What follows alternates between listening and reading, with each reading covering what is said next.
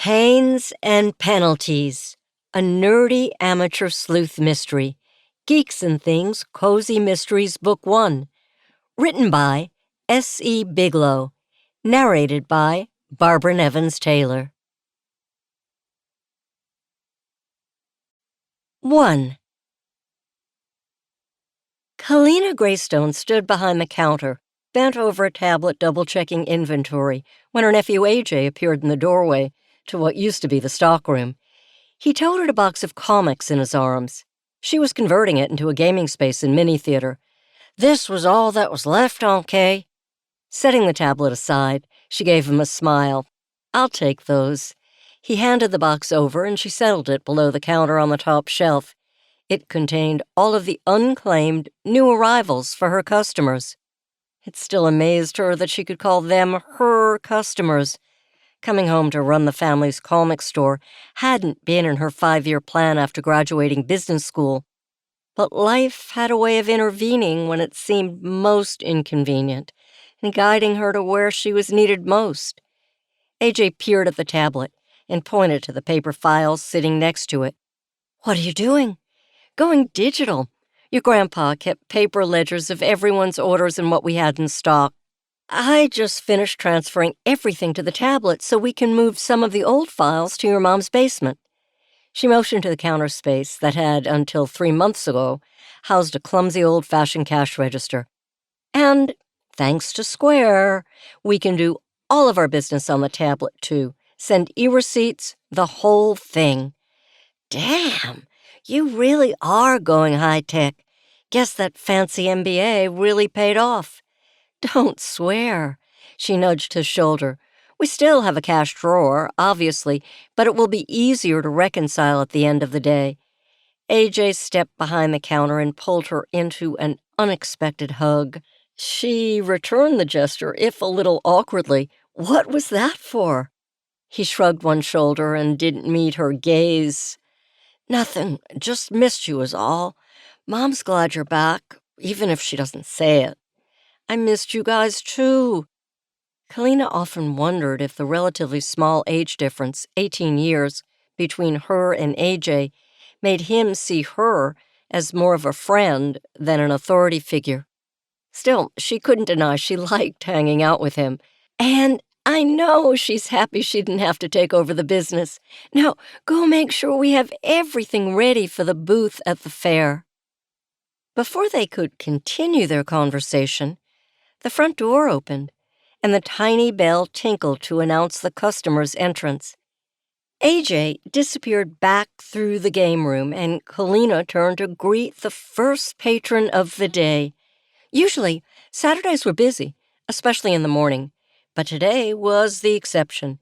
Everyone was heading down to the waterfront for the annual Solstice Fair to kick off the start of summer. People from neighboring towns came out to the little town of Ellesworth, Massachusetts, to enjoy, arguably, the best homemade baked goods on the southern coast of the state, and generally indulge in silly carnival games. A familiar face greeted her, and warmth crept up her neck. Christian Harper. "Hi." Her mouth went dry at the sight of him. They hadn't really spoken in the last 15 years, not since they entered their 3-year relationship in high school. But he looked just the same with his bright blue eyes, the kind a girl could get lost in without trying, and slightly messy brown hair. "Hey, Cal, how are you?" Kalina coughed a time or two to find her voice. "Good. Busy. Well, not at this particular moment with the fair today, but..." She rambled when she was nervous. Taking a breath, she collected herself. "Can I help you with something, officer?" Last she'd heard, he had joined the police department out of college. Just because they hadn't spoken didn't mean she hadn't had ways of keeping up to date with his life. She'd also heard he was still single. Chris smiled, his eyes crinkling around the corners. "Actually, it's detective now." He tapped the top of his detective shield. "And I was looking for some t-shirts for my nephews. They're big into superheroes these days." "Nephews? Kalina buried her face in her hands. How had she forgotten? Of course! How old are they now? Jackson is 8, and Benji is 10. She looked around the shop. The wall that normally housed the T-shirt selection was bare. Well, we have some, but we are taking them down to the fair. We have a booth. Well, if you don't mind the company, I'll go down with you. We can catch up. Sure. Let me just let AJ know he can head down and start setting up. She was about to text him when AJ stuck his head in through the front door. We're all set. Everything's in the car. Kalina retrieved the locked cash box her father had kept for the fair from its spot on the back shelf. Holding it up, she gave it a shake. You forgot this. I thought you said we were going digital. Some things are tradition. Besides, you know all the proceeds from today go to the Wounded Warrior charity. Her nephew rolled his eyes, but grabbed the box and gestured for her to hand over the car keys. She arched a brow and nodded in Chris's direction. I don't think so. She turned to Chris. Want a ride? Love one. AJ led the small procession out of the shop. Kalina paused long enough to lock the front door, habits from her time living in the city, and climbed into the driver's seat. Chris slid into the passenger, and AJ settled in the back amidst the boxes of merchandise up for sale. The trip down to the waterfront was brief and quiet. Apparently, catching up didn't involve talking in front of a 15-year-old boy. 10 minutes later, Kalina's car was empty, and the small booth with a Geeks and Things banner was laden with boxes. AJ wandered off in search of his friends, leaving the grown-ups to handle unpacking. I thought he was supposed to be helping you, Chris said as he laid out some new comics. She waved dismissively in the direction he'd gone. He'll be back. We're splitting our time, so I figure he can get in on some rides before the lines get too long. What superheroes are the boys into? Chris scratched his chin. Jack likes Hulk, and I'm pretty sure Benji mentioned something about Rocket Raccoon. She rifled through a box of shirts. So, detective, huh? Congrats. Thanks. I owe a lot to Captain Cahill. He trained me since I joined the force. That wasn't a name Kalina recognized, but there had been changes in leadership since she left to pursue her dreams of owning her own business. I bet. She nodded toward his badge. You working today? She found a couple of kids' smalls and held them up for his approval. He gave her a thumbs up on both. Sort of, but my shift doesn't start until later this afternoon. He smiled again, and Kalina's legs went weak. You know, Cal, I was honestly surprised to hear you'd come back to town. She tugged at a few strands of loose red curls. Could she admit to him she hadn't entirely wanted to? Would that make her sound like an awful daughter? Well, Dad left the place to me in the will. I just couldn't leave it to wither away. He raised me on comics. It's in my blood. I'm sorry about your dad's passing, by the way. Her chest tightened for a moment at the thought of her father's death. Thanks. We knew he had heart trouble, so the last heart attack wasn't a huge surprise. But it means a lot that you care.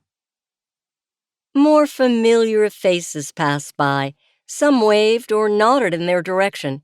Kalina waved back. Despite not having wanted to come home, a part of her was happy to be back. She missed being part of such a small community. She stowed the cash box behind a pile of old video games and leaned forward on the edge of the table. So, you aren't on duty for a while? You want to check out the judging for the pastries? Absolutely. How much do I owe you for the shirts? Kalina started to say they were free, but caught herself. $5 each. He handed over a $20 bill, but waved her off when she made a move to open the cash box. Consider the rest a donation. Thanks. AJ appeared from the crowd and ducked into the booth. His cheeks were flushed and he wore a dopey grin. The wristband on his left hand signaled he'd been on the roller coaster and likely the Ferris wheel already. Kalina thought she spotted a smudge on his cheek that bore a strong resemblance to lipstick, but she kept silent. "We'll be back. We're just going to check out the baking contest," Kalina said, and patted her nephew on the shoulder. The contest had always been a favorite for her, especially since her great aunt Agatha and her friends had a habit of winning. The fairgrounds bustled with people stopping by vendors on both sides of the promenade, buying everything from handmade picture frames to tote bags with hand-painted waterscapes. The pastry judging tent sat at the far end of the promenade. They always did the judging early on to encourage people to buy the winning sweets. It was never that much of a real competition. Mrs. Margaret Grant always won for her blueberry and raspberry scones. It had been that way since Kalina was a little girl. Usually, Kalina's great Aunt Agatha also won for her European sponge cake with lemon drizzle. Her mouth watered at the thought of the cake. She'd been away for the last few summers and had missed getting to share a slice while they chatted.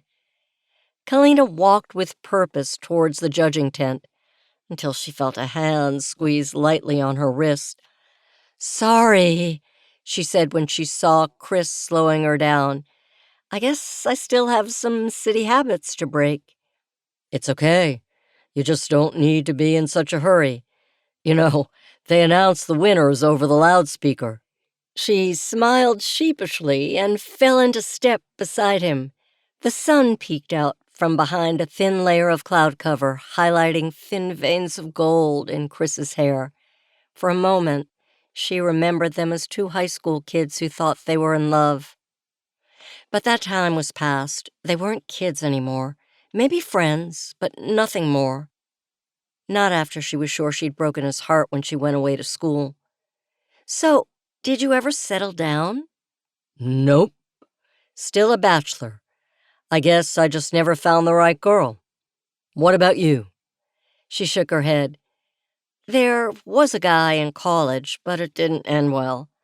They reached the judging tent and found both Great Aunt Agatha and Mrs. Grant sitting behind their respective entries.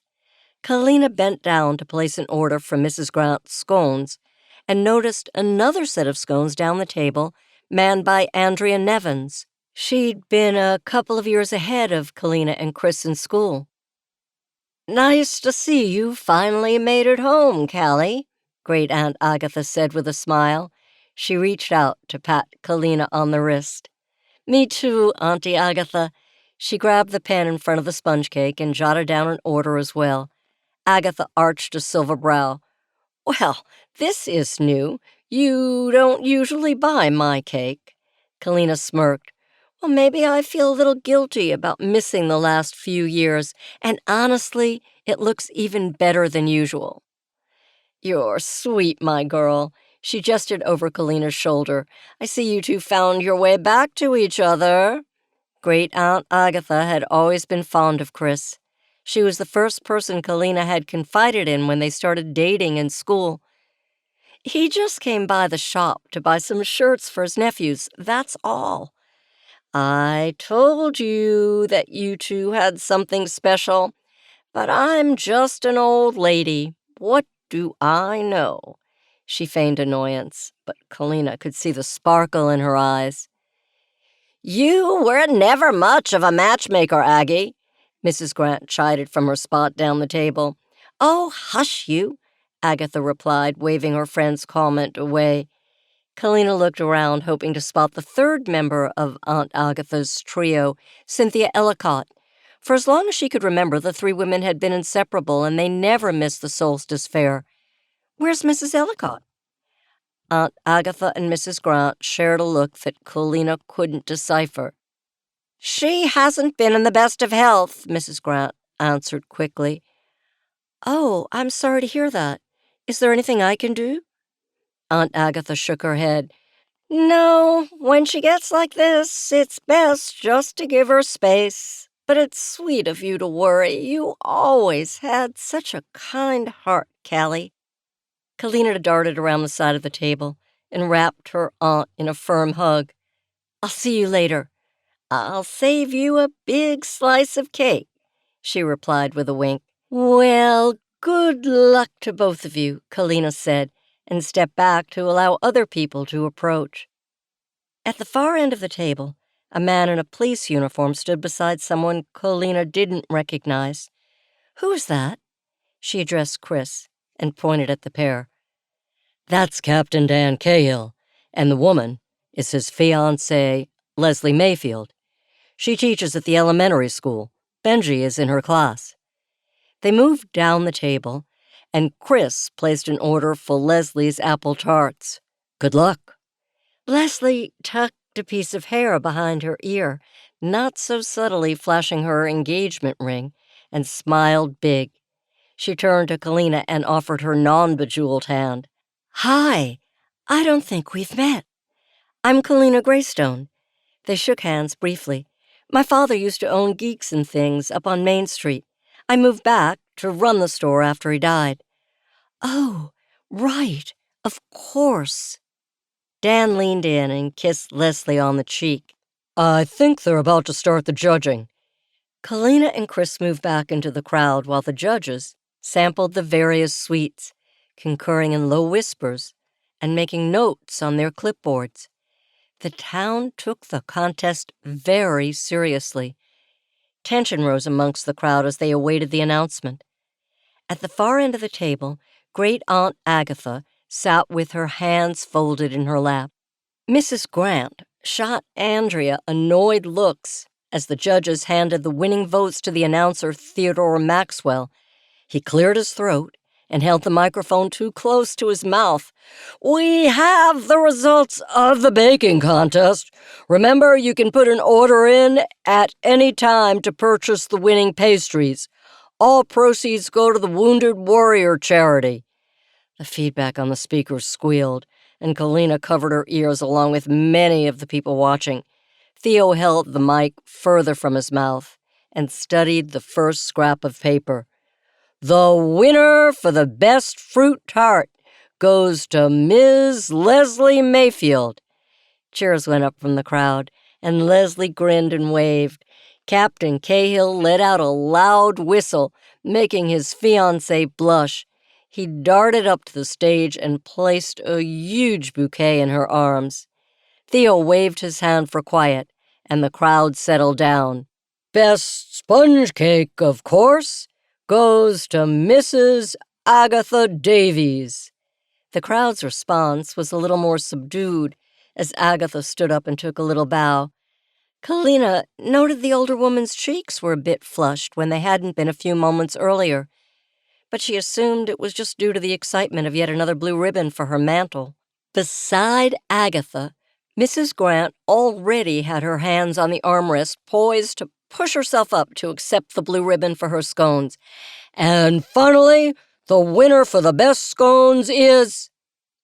Theo stopped and turned to the judges. They nodded in unison, and he faced the growing throng, clearing his throat as he did so. The winner is Ms.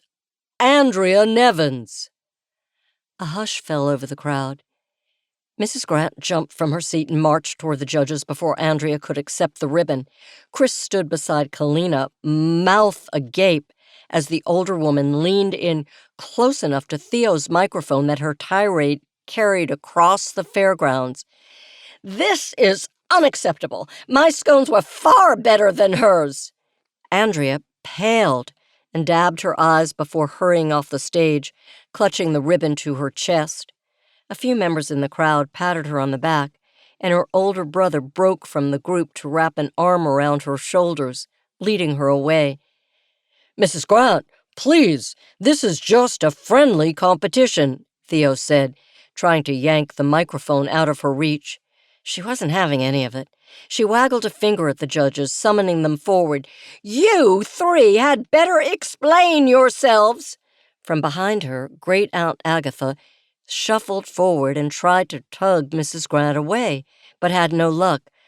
Margie, come on now.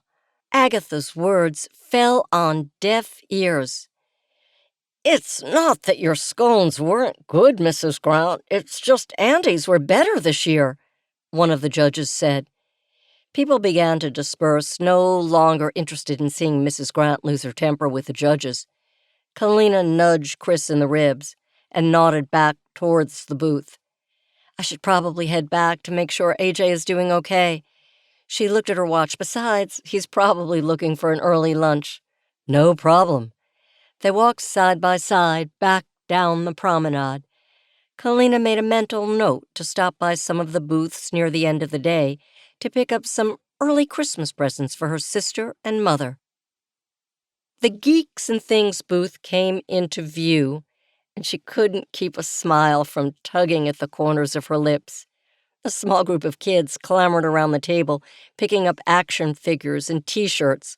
Money changed hands rapidly, and AJ gave her a double thumbs up when he spotted her. "Well, I'll leave you to hawking your wares," Chris said.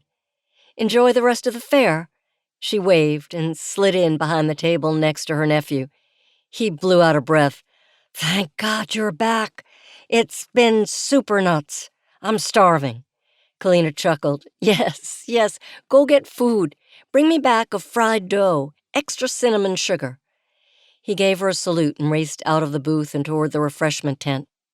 Kalina settled into the metal chair behind the table and waited for people passing by to stop.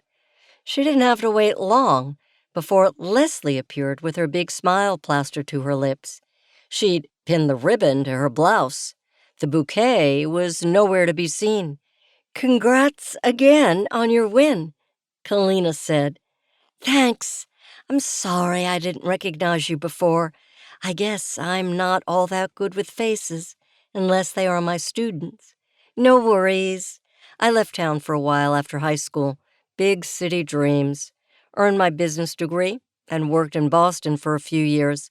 But I guess my heart was always back here in town."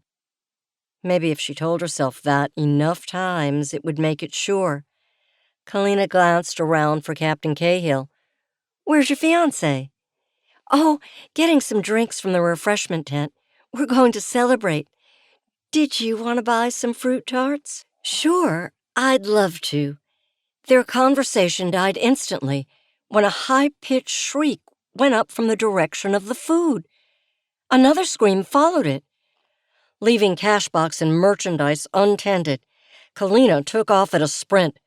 Thoughts of AJ spurred her forward. She didn't bother to check to see if Leslie was following or not. Kalina arrived at the tent to find people bunched together in a semicircle around one of the tables. Kalina shoved her way to the front.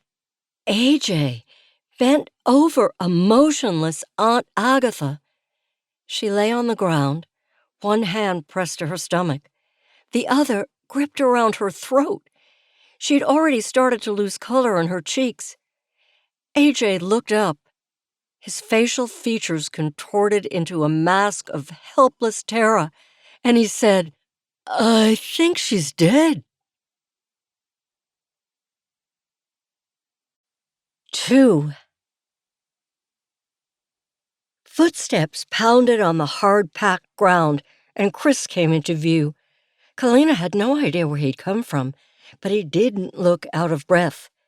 On the other side of the table, Mrs. Grant pressed one hand to her chest, tears glistening in her eyes. She calmed down from her rant about the scones, but now that same look of horror Kalina had seen in her nephew's eyes reflected in the old woman's. "Dear Lord, this can't be happening!" It was barely audible above the crowd yelling for help, but Kalina heard it. The statement seemed an odd reaction, and it piqued her curiosity. Kalina bent down and gently tugged AJ to his feet and away from Agatha's prone form. Chris took up AJ's spot and studied her. "Who saw what happened?" AJ raised his hand. His fingers trembled, and he quickly closed them into a fist to keep from shaking. A few other people inched forward, mumbling that they had seen what happened. From across the tent, Captain Cahill approached, cell phone in hand. He pressed it to his ear, and amid the rumbling of the crowd, Kalina heard him request an ambulance. Ellesworth wasn't big enough to have its own morgue. She'd no doubt be taken west to Salem. Chris stood up and waved people back. "Everyone, I need you to back up. Do not touch anything on this table." He turned to AJ. "I'm going to need to talk to you. Why don't you come with me?" "I'm coming with him," Kalina said. "Did you see anything?" "No, but you can't talk to him alone. He's only 15. She didn't think Chris thought AJ had done anything bad, but she also knew her nephew needed support, and she wasn't going to let him go through witnessing a close relative just drop dead. Chris looked unhappy about the intrusion, but didn't object further. They headed over to an empty table at the back of the tent, while Captain Cahill ushered the rest of the crowd out of the food tent.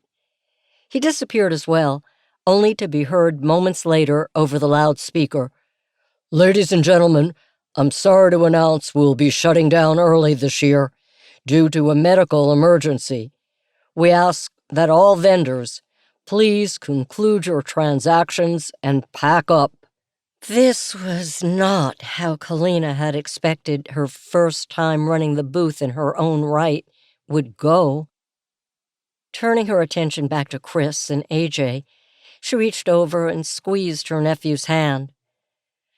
"Okay, AJ, walk me through what you saw." Chris produced a notepad from his pocket. He came prepared for anything. His tone was gentle, supportive. "I was in line for fried dough. Aunt Kay wanted some, and Auntie Agatha was sitting there having a cup of tea. She gave me a wave, and I was going to stop by and see her before I headed back to the booth. Everything was fine, and then she just started choking and bent over like she was going to throw up." He put his head in his hands. "I never saw anyone look like that." Kalina took one of his hands in hers and gave it a firm squeeze. "It's okay. You did good." He looked up at her through watery eyes. "But I should have done something to help." "Had you seen her before today? I know your family was close," Chris probed. Maybe a week ago. She came by for dinner with me and my parents." "And how did she seem then?" "Fine. Why?" "I'm just trying to get a sense of what might have made her start choking." Chris glanced at the table she'd been sitting at. "You said she had tea. Was she eating anything?" "No, just the tea." Chris leaned over. "Did you see anyone tamper with her tea?" "No, no, I don't think so. God, was she murdered?" His teenage falsetto shot his voice up an octave. Chris shook his head. "I don't know, but something happened to make her stop breathing." Chris tucked his notepad in his pocket. "I'd like you to go down to the station and give a full statement." "Does he have to do it right now? He's in shock," Kalina argued. Chris's face softened. "No. Just make sure you get down there in the next day or so. If this turns out to be something more than accidental, then we want to get people's recollections down as clearly as possible." Kalina stared at him in confusion. He couldn't honestly believe someone would want to hurt Aunt Agatha. She'd probably just choked on the tea and couldn't catch her breath. Sirens blared, sounding a prolonged wail from behind the food tent. Flashing red lights cast a bright glow over the faces of the few people still gathered to watch. 2 uniformed paramedics climbed out of the ambulance and approached Captain Cahill, who had returned to supervise. Chris had gone off to interview other potential witnesses. Kalina wrapped a comforting arm around her nephew and said, "AJ, I want you to call your mom and have her pick you up. You don't need to be here right now." "What are you going to do?" His eyes glistened with unshed tears. He was trying to put on a brave face, and it broke her heart. "I'm going to have a talk with Mrs. Grant. Something about this whole situation seems strange." "Aunt Kay, don't get involved, please." "I'll be fine. Now go call your mom." AJ wandered off. Kalina headed for the beverage table and picked up 2 bottles of water before retreating to Mrs. Grant. Chris reached out a hand to bar her path. "Not everyone needs a chaperone to talk to me." "I'm just bringing her some water. She looks like she could use it." She sidestepped his outstretched arm and proceeded to sit down beside Mrs. Grant. The woman hadn't torn her gaze away from the corpse, even as the paramedics loaded her onto a gurney and rolled her to the back of the ambulance. Kalina was certain she'd be hit with her own wave of grief at the loss of her great aunt, but for the moment, focusing on other people was keeping that feeling at bay. She would break down in private if she had anything to say about it. Kalina pressed an open bottle of water into the woman's free hand. "Mrs. Grant, are you all right?" Finally, Mrs. Grant blinked several times and turned her attention to Kalina. "I'm sorry, what?" "I just wanted to see if you were all right."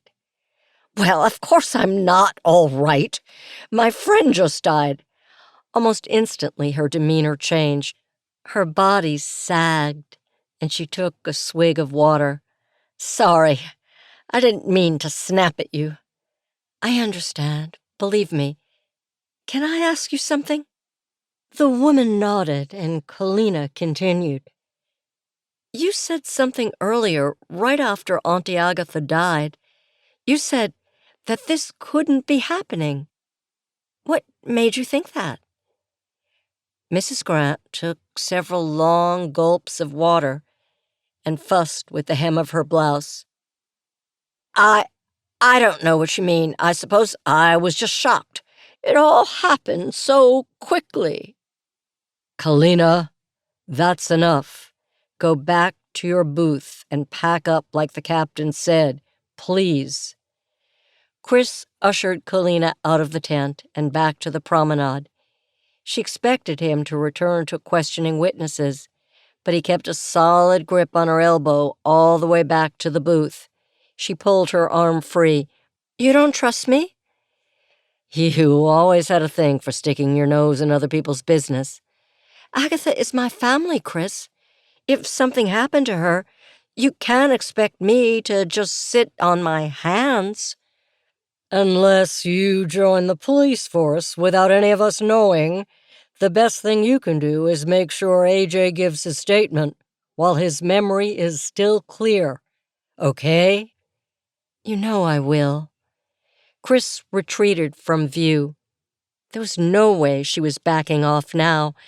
Being back home had reignited a sense of loyalty she missed while being away, and she owed it to Auntie Agatha to find the truth, whatever it may be.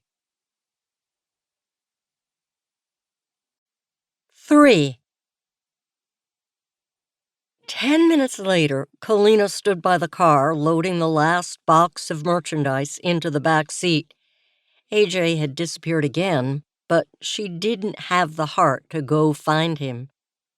Settling the boxes so she could still see out the rear window gave Kalina a few private moments to let the reality sink in. The woman who'd been her confidant, Her champion was dead. Hot tears streamed down her cheeks, and she barely kept a sob from passing her lips. She eased the back closed as her sister Jillian appeared from the gravel lot behind the refreshment tent. Her expression warned that she was not pleased. Jillian clearly hadn't heard the news. She stalked over to Kalina's car. "What the hell is going on? You said you'd look after AJ for the day."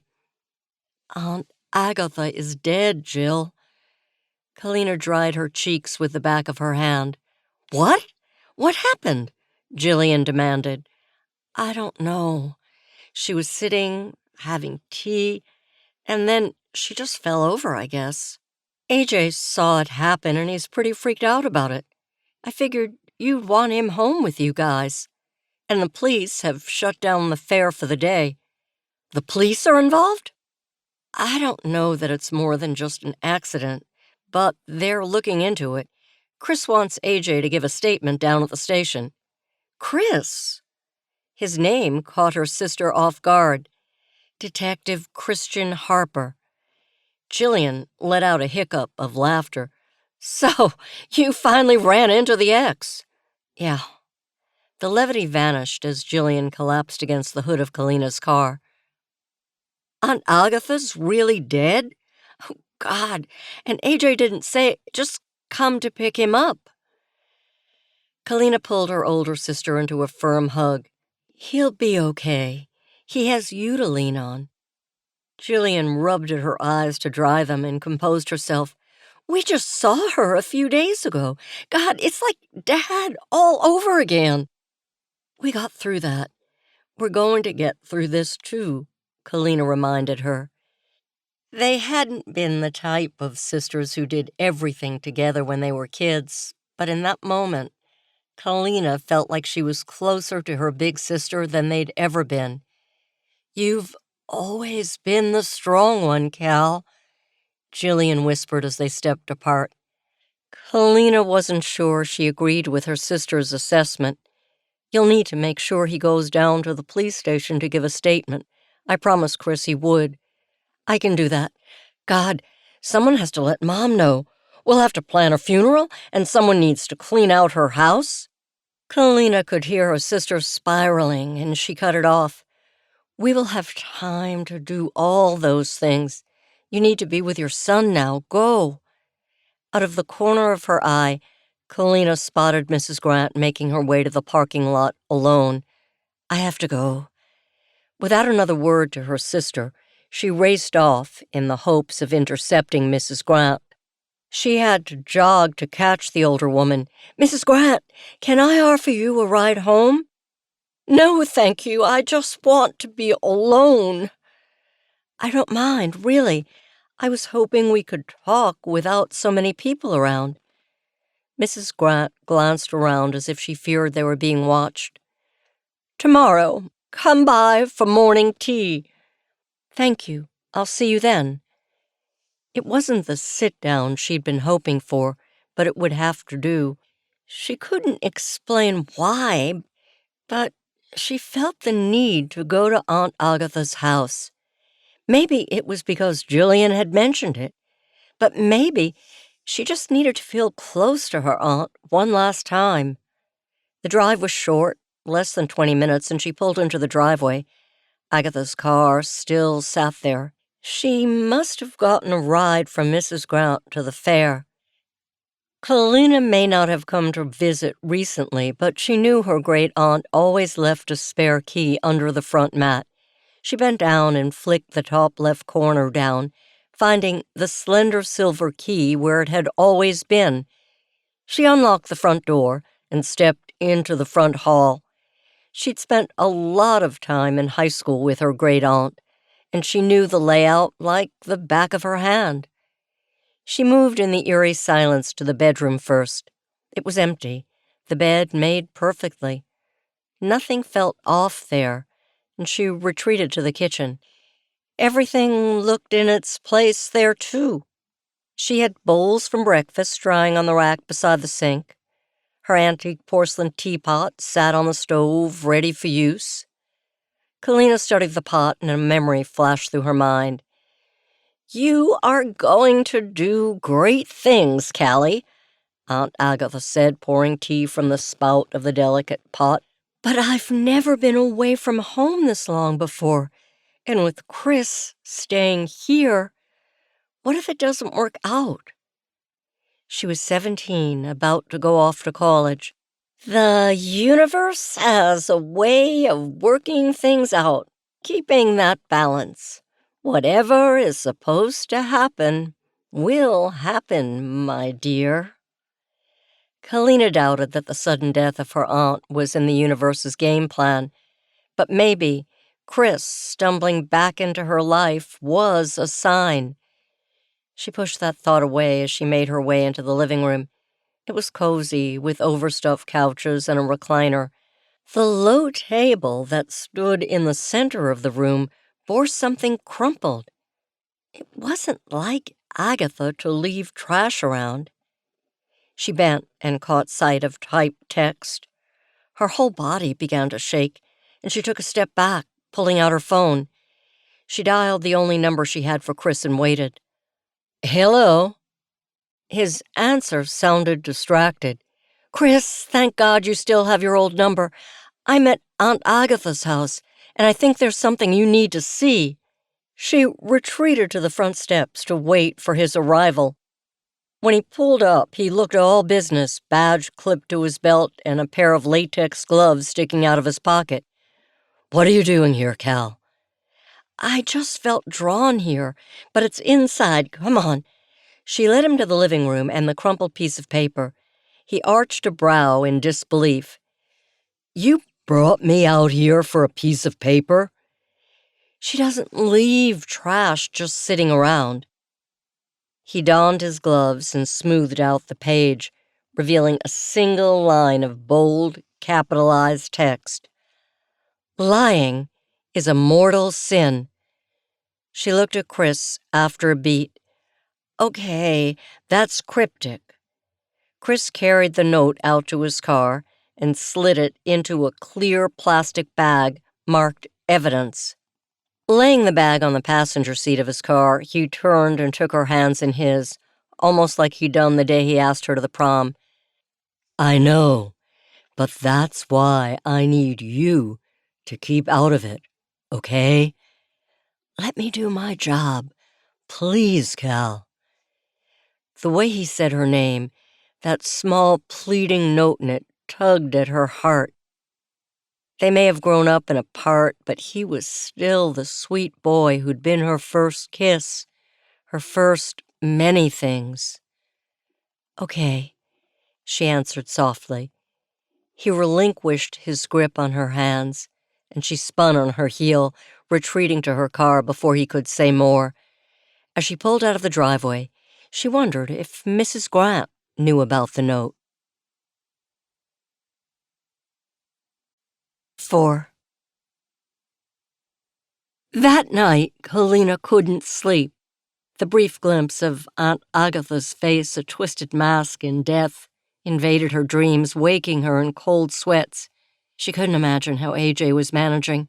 Sure, she fancied herself a sleuth in theory, but maybe Chris was right. She wasn't equipped to handle dead bodies, especially when they were related to her. "Don't focus on the dead," she mumbled to herself as the clock on her nightstand clicked over to 2 o'clock. Kicking the sheets aside, she padded out to the kitchen to make a cup of coffee. If the day's events wouldn't let her sleep, then she would embrace being the night owl. For a brief moment, she wondered how superheroes like Daredevil managed to get any sleep with a nighttime crime fighting and a day job. Settling in front of her laptop, steaming mug of coffee within reach, she logged onto the internet with the hopes of finding what, exactly? For all of her progressive stances, Aunt Agatha had been a staunch opponent of social media. She'd insisted she didn't need everyone knowing all of her business. But she knew at least a few people who were frequent fairgoers with accounts. And in a town as relatively small as Ellesworth, you were friends with everyone on Facebook. Small mercies. She logged on and scrolled through her news feed. Not surprisingly, lots of people had posted statuses from the Solstice Fair, often with accompanying photos. Photos were good. She scrolled through them all. Many were useless. Images snapped at the top of the Ferris wheel or teetering over the first plunge on the roller coaster, but a few from folks her mother's age. Yes, her mother had finally embraced the internet, had posted photos of some of the items they'd purchased, and a few people had gotten shots of the pastry judging.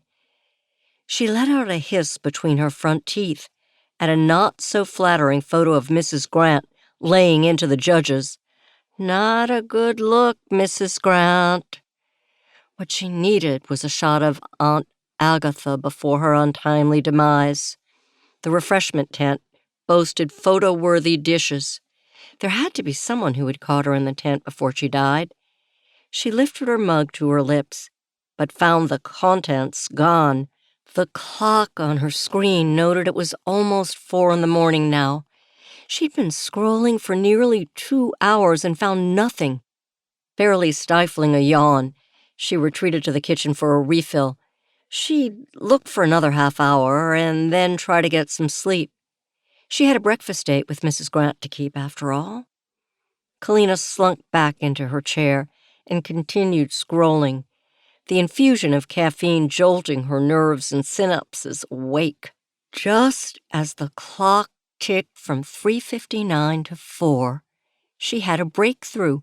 One of AJ's friends, Devin Landry, had a thing for food and had meticulously photographed the tent's contents. He'd also dragged AJ into a selfie. It wasn't much, but she could make out Aunt Agatha sitting at the table behind them in the right corner of the picture. She clicked to the next photo in the album and nearly spilled her coffee down her shirt. Agatha lay on the ground, and her body contorted mid-spasm. He'd photographed her death. She still didn't know for sure that her great aunt had been targeted, no matter what that cryptic note said. The last picture in the album depicted Aunt Agatha just before the paramedics arrive. Captain Cahill, at least Kalina assumed it was him from the back of his head, stood over her, shooing people away. Something about the scene gnawed at her mind. There was something to it. She just couldn't see what. Maybe Mrs. Grant would feel a little more forthcoming when the shock had worn off a little. Kalina downed the rest of the coffee and flopped onto the couch, hoping to get at least a couple of hours of sleep. "Hello, Mrs. Grant? It's Kalina Greystone," she called through the screen door on Mrs. Grant's porch 4 hours later. She'd managed to sleep until 7. No one answered. She waited before opening the screen door and knocking on the pale blue painted wood behind it. Hand raised to knock a second time, Kalina stopped when the door eased open and Mrs. Grant appeared. Her eyes were red-rimmed and saucer-wide. The old woman hadn't gotten much sleep either. "What are you doing here?"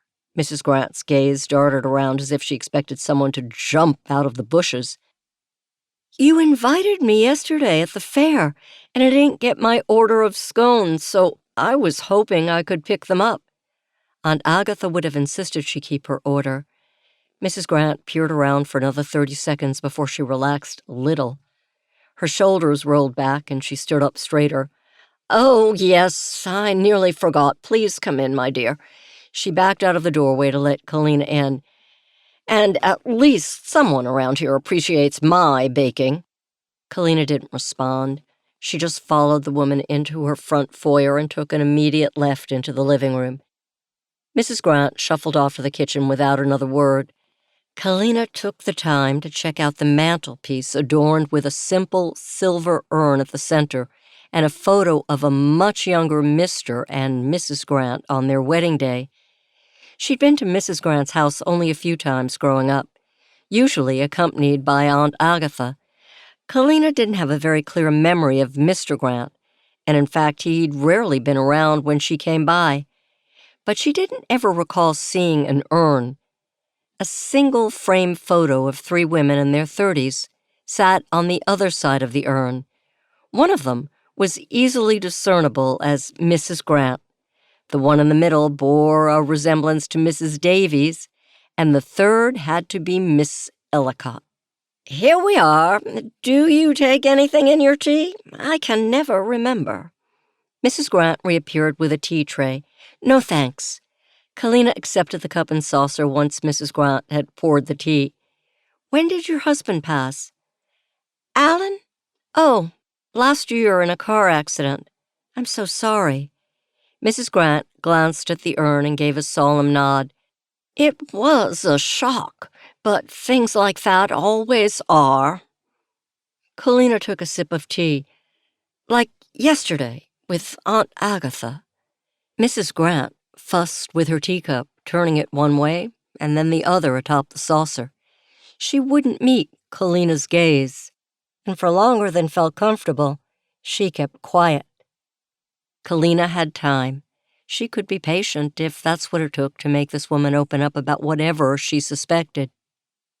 "How are you and your family holding up?" It was Kalina's turn to avert her gaze and contemplate the contents of her teacup. "I think we're all still in a bit of denial.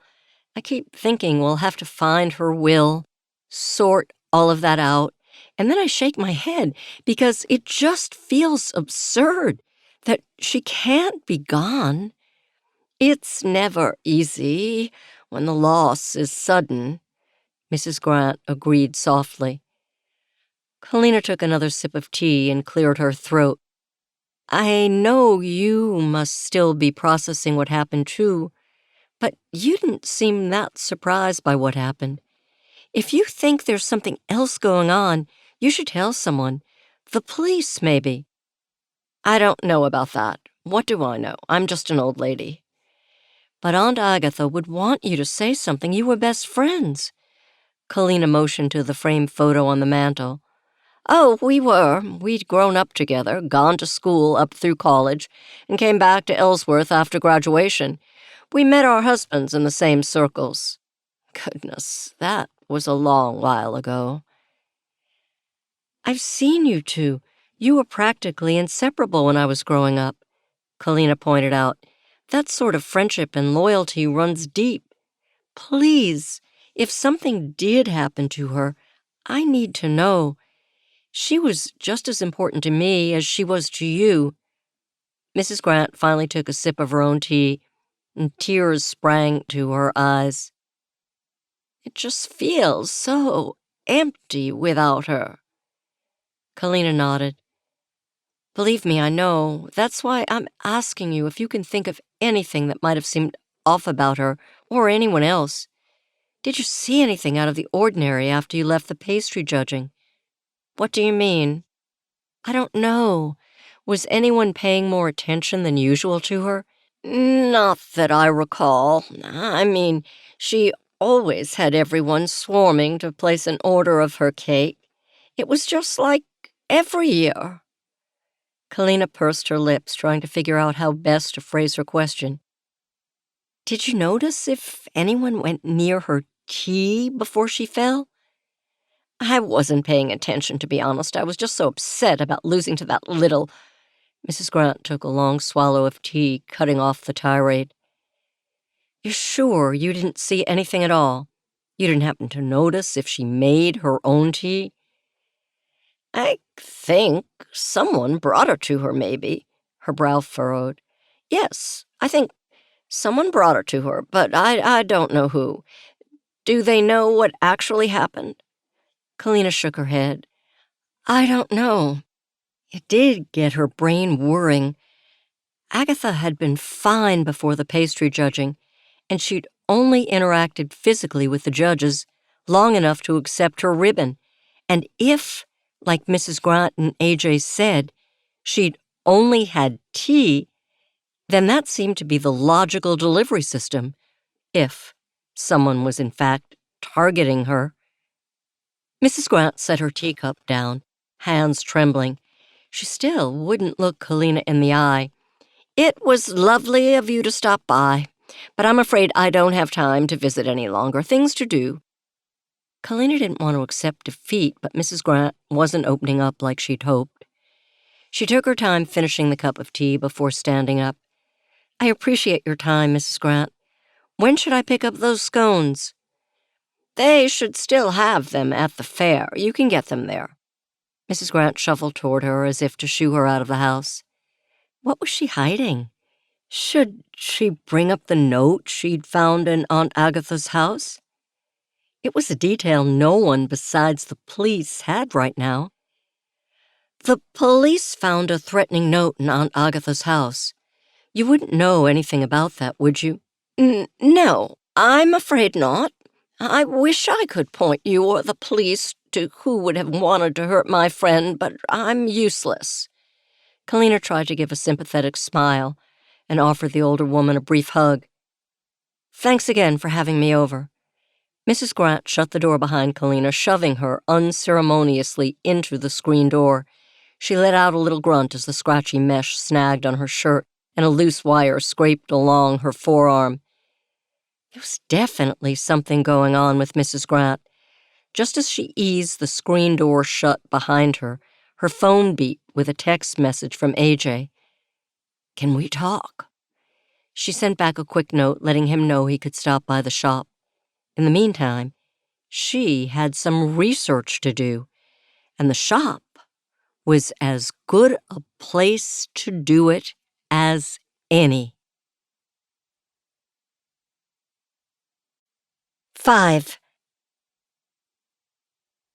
It was a short trip from Mrs. Grant's house to Geeks and Things. Kalina pulled into the back lot and headed in through the game room, pausing to take in the new look of the space. It may not have been her first choice of dream job, but she knew she was far surpassing what her father would have expected of her. The shop was quiet as she settled behind the counter and pulled up a browser on her tablet. She stared at the search page that popped up, momentarily at a loss for what to do. If she was working off the theory that someone had intentionally targeted Aunt Agatha, then she needed to figure out how they could have done it. The tea seemed the most efficient method, so poison, maybe? She typed in symptoms of poisoning into the search bar and waited. The search engine helpfully populated the phone number for poison control as the very first entry. She scrolled through the thousands of results and was about to click on one just as the bell sounded above the door and AJ walked in. Dark smudges under his eyes and pale skin signaled he hadn't slept much the night before either. "Hey, how are you holding up?" She knew it was a redundant question given what had happened and his physical state, but she couldn't help herself. Her nephew hiccuped a breath and burst into tears. She laid the tablet aside and rounded the counter to fold him into a hug. "Shh, it's okay. You're going to be fine. I just feel so guilty. I should have done something, CPR or I don't know. I shouldn't have just stood and watched. It happened so fast. I don't think there was anything you could have done." He sniffled and scrubbed at his tear-stained face with the backs of his hands. In that moment, he was the little boy she'd babysat for on summers home from college, so young and vulnerable. "Have you had your follow-up conversation with the police?" "No. They called this morning and said that I needed to come down. They talked to Mom, but it sounded serious." "Can you come with me? Mom offered, but I'd feel better if it was you. Besides, she's been super clingy since yesterday. It's like she's afraid I'm going to kick it next." "Sure, let me just grab a few things." She retrieved the tablet and keys, killed the lights, and followed her nephew outside. The police station was only a 5 minutes walk from the shop, and so they headed down the sidewalk side by side. Normally, the fair would be rolling into day 2, but she assumed that given Aunt Agatha's death, It was canceled. Aunt Agatha had been a fixture in the community. There would no doubt be an article in addition to the obituary for her, but with so little to go on, even the hungriest of journalists wouldn't print anything just yet. Do you think the police think something might have happened to her? Like, on purpose? AJ shoved his hands into the pockets of his shorts. Kalina hesitated. She didn't want to speak for the police. There was every chance Chris had looked into the threatening note and discarded it, and she wasn't really supposed to have that information in the first place. I don't know. Maybe. I'm sure if something did happen on purpose, they'll figure it out. Mrs. Grant seemed pretty upset yesterday, he offered. I went by this morning to see her. She's shaken up. She leaned in closer and whispered, I think she might think someone was out to get Aunt Agatha, but she wouldn't say anything more. I'll figure out a way to get her to open up. Did you offer to buy her scones? I did, but that didn't work either, she said with a little laugh before sobering up. I did find something at Aunt Agatha's house that might be fueling the police interest in her death. What? Her nephew prompted. I really shouldn't be involving you, she said, trying to wave away his interest. What'd it say? Come on, Aunt Kay. Don't hold out on me. Your mom wouldn't want me getting you involved in this. I'm already involved. Okay, fine, but this stays between us. He gave a small fist bump in the air as the station came into view. So, what did you find? It was a note. It seemed out of place, and it definitely was creepy. It said, lying is a mortal sin. They'd arrived at the station, and Kalina held the door open for AJ to go first. The conversation died as soon as they crossed the threshold. Ellesworth PD was a small unit with about 20 uniformed officers, 7 or 8 detectives, 1 lieutenant, 1 sergeant, and the captain. The precinct seemed strangely empty, especially if the fair had been called off for the second day, too. Chris sat at a desk studying a report. Kalina nudged AJ forward. Detective Harper, I'm here to give my statement, AJ said, inching closer to Chris's desk. Chris jumped in his chair and gaped at AJ for 30 seconds before regaining his composure. Kalina settled in a seat at a vacant desk nearby. I told you I'd bring him by today. I keep my word. I appreciate it. He sounded tired. Chris pushed the file aside and opened a document on his computer to start taking down AJ's recollection. Kalina turned her attention to her tablet. Luckily, the department was cheap enough not to password protect their Wi-Fi, and she logged on to continue her internet search on poisons. She wasn't sure it would yield anything helpful, but it was worth a shot. By the description she found after clicking through a couple of sources, she was more convinced that this could be Aunt Agatha's cause of death. They all seemed to reference respiratory failure, but the type of poison was less obvious. The coroner's office had probably done a toxicology report, but those took weeks to come back, didn't they? And even though she was family, she wouldn't be privy to that information. She was so lost in her thoughts she didn't notice the interview was finished until AJ snapped his fingers in front of her face. She blinked until he came into focus. He seemed relieved to have given his official statement. Kalina licked her lips and swallowed to dispel the cotton ball feeling in her throat. I'm all done. Do you want any help back at the shop? Maybe figuring out what inventory to order? Yeah, sure. That would be great. She turned to thank Chris for his time, but he'd disappeared. She fixed her nephew with a quizzical look, but he just shrugged. The file Chris had been reading was still on his desk. If he'd really wanted to keep her from snooping, He would have put it in a drawer or somewhere less obvious and open. AJ said nothing as she crossed the short distance to Chris's desk and bent over the file. Kalina was wrong. Apparently, Chris had specifically asked the lab to rush the toxicology report. Initially, she wasn't sure what she was looking at. The graph with thin spikes of different items in Aunt Agatha's blood was like reading a foreign language when you didn't know one word. She flipped through to a different page, but it only listed a myriad of technical jargon. Aunt Kay, you might want to hurry, he's coming back. Kalina glanced around, but Chris was nowhere to be seen. Still, she trusted AJ not to let her down.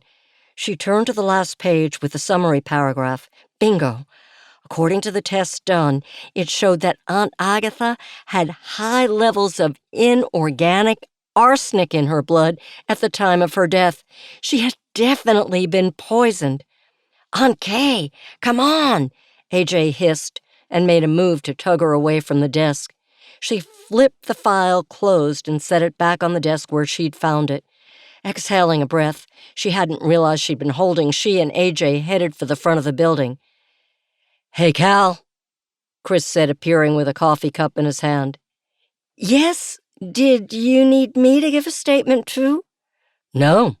I was just wondering, did I hear right that you're planning on running a game of Cards Against Humanity at the shop? That was an awfully personal question for someone she hadn't spoken to in years, and he'd never exactly been the gamer type. Her cheeks flushed. That's the plan, yeah. Well, count me in. Either he'd develop a fondness for slightly inappropriate games, or he was looking for a reason to see her. She couldn't deny that either option interested her. She nodded to show she'd heard his statement and turned around, wrapping a shaking arm around AJ's shoulders. She bit the inside of her cheek to keep from embarrassing herself. She hadn't ever thought she would be reconnecting with an old flame. They made it through the front door before her cell phone rang. The caller ID said it was from the shop, which meant it was call forwarding. Hello, this is Kalina Greystone. This is Margaret Grant. I needed to tell you, Agatha wasn't the only one who got that note. I got one, too. 6. Kalina stopped mid-step. Had she heard that right? Did she just get a break in this whole thing? It sure sounded like it. She forced her voice to work. Oh, I can come right over. No, not here. The church down on Shore Drive. All right, I'll be there as soon as I can. She ended the call and turned to AJ. That was Mrs. Grant. She wants to talk. About what? She said she got the same note I found at Aunt Agatha's house. This sounds like someone is targeting them. I just don't know why. AJ turned back to the front doors of the police station. Shouldn't you tell Detective Harper about this? Not yet. I don't know what she knows. I don't want to waste his time if it's nothing. But she said she got one of those creepy notes. Saying it and meaning it are two different things. I'll let him know if anything solid comes out of this. Okay. What should I do now? Go to the shop. I'll see you back there when I'm done. They parted ways, and just as Kalina headed down Main Street toward the beach, she caught Chris watching her from a window. He just stared at her. She hoped he didn't try to follow her. She needed to find out if Mrs. Grant was telling the truth on her own. She needed to know she could do this. The walk to Shore Drive was calming. It allowed Kalina to gather her thoughts and prepare for what she needed to ask Mrs. Grant. The Ferris wheel at the fairground rose up in the distance off to the right. She could imagine the workers starting to dismantle the machinery. Aunt Agatha's death had cast a pall over the festivities. She turned her attention to the simple stone church up to her left. According to town history, it had stood since the 1700s. The interior had undergone renovation the last few decades, but the exterior stonework still held. She hadn't been inside since she was a teenager at AJ's christening.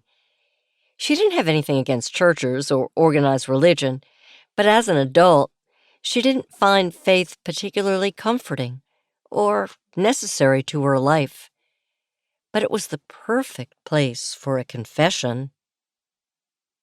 Kalina blew out a breath as she eased open the doors to the narthex. She hadn't spotted Mrs. Grant's car, but it wasn't that far of a walk, even for a woman in her 60s. The church was eerily silent, despite being Sunday. Services had been canceled in order to help support the fair and the charity. She moved deeper into the sanctuary and spotted Mrs. Grant seated in the second pew from the front. Time to find out her secret. "Mrs. Grant," she called, not wanting to surprise the woman. "Here, dear." Kalina strode up to the front of the church and took a seat next to the older woman. They stayed quiet for a few moments, each taking in the image of Christ on the cross adorning the front of the pulpit. A powerful image for sure. The silence started to press on Kalina like a weight. "You said you got a note, too." "Yes." Kalina turned to sit sideways in the pew. "Did you bring it? Can I see it?" Mrs. Grant opened her oversized purse and pulled out a folded piece of white paper. She started to hand it over, but Kalina held up her hands. "I don't think I should touch it."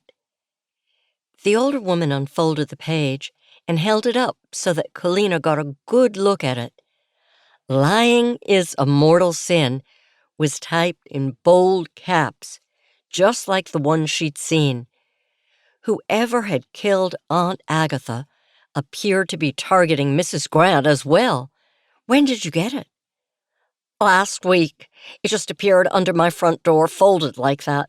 I thought it was a flyer from one of the children, or a reminder about the fair. I nearly had a heart attack when I saw what it was." "Do you know who sent it to you?" She folded the paper and shoved it back in her bag. "No, I don't. But the message seems pretty clear, and it scared me." "Did Aunt Agatha get hers at the same time?" "Maybe. She didn't say anything to me about it." "Are you sure? Because it seems to me that whoever killed her might be coming after you, too." "She didn't say anything, and I mean what I said, that I don't know who might have sent it, but I might know what this is all about." "Okay. Why don't you fill me in on what's going on?" "There were 3 of us, a long time ago, 30 years or so. We did something." She looked up at the crucifix. "Unforgivable. There was a crime, and someone went to jail, but it wasn't the right person." "How do you know they weren't the right person?" "Because we lied. We said we saw what happened, but we didn't. Not as clearly as we thought we had when it happened, anyway." "So you filed a false police report?" Mrs. Grant shook her head and her eyes glistened with unshed tears. "We did more than that. We lied during the trial." Kalina let that revelation sink in. Mrs. Grant, Aunt Agatha, and someone else had committed perjury and sentenced an innocent person to prison? She didn't want to believe that the women were capable of such a thing. Aunt Agatha had been one of the most honest and trustworthy people Kalina had ever known.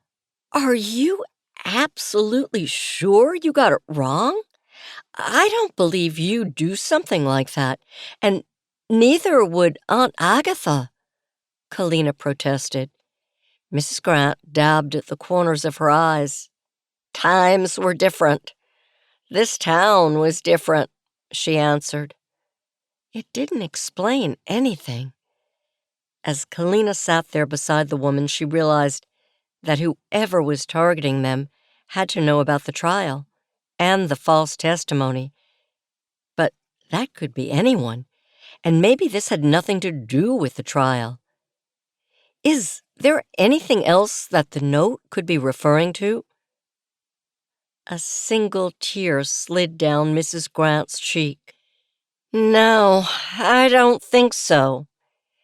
Kalina turned back to the front of the church. A chill slithered down her spine as she considered her next question. Who was the third person? Cynthia Ellicott.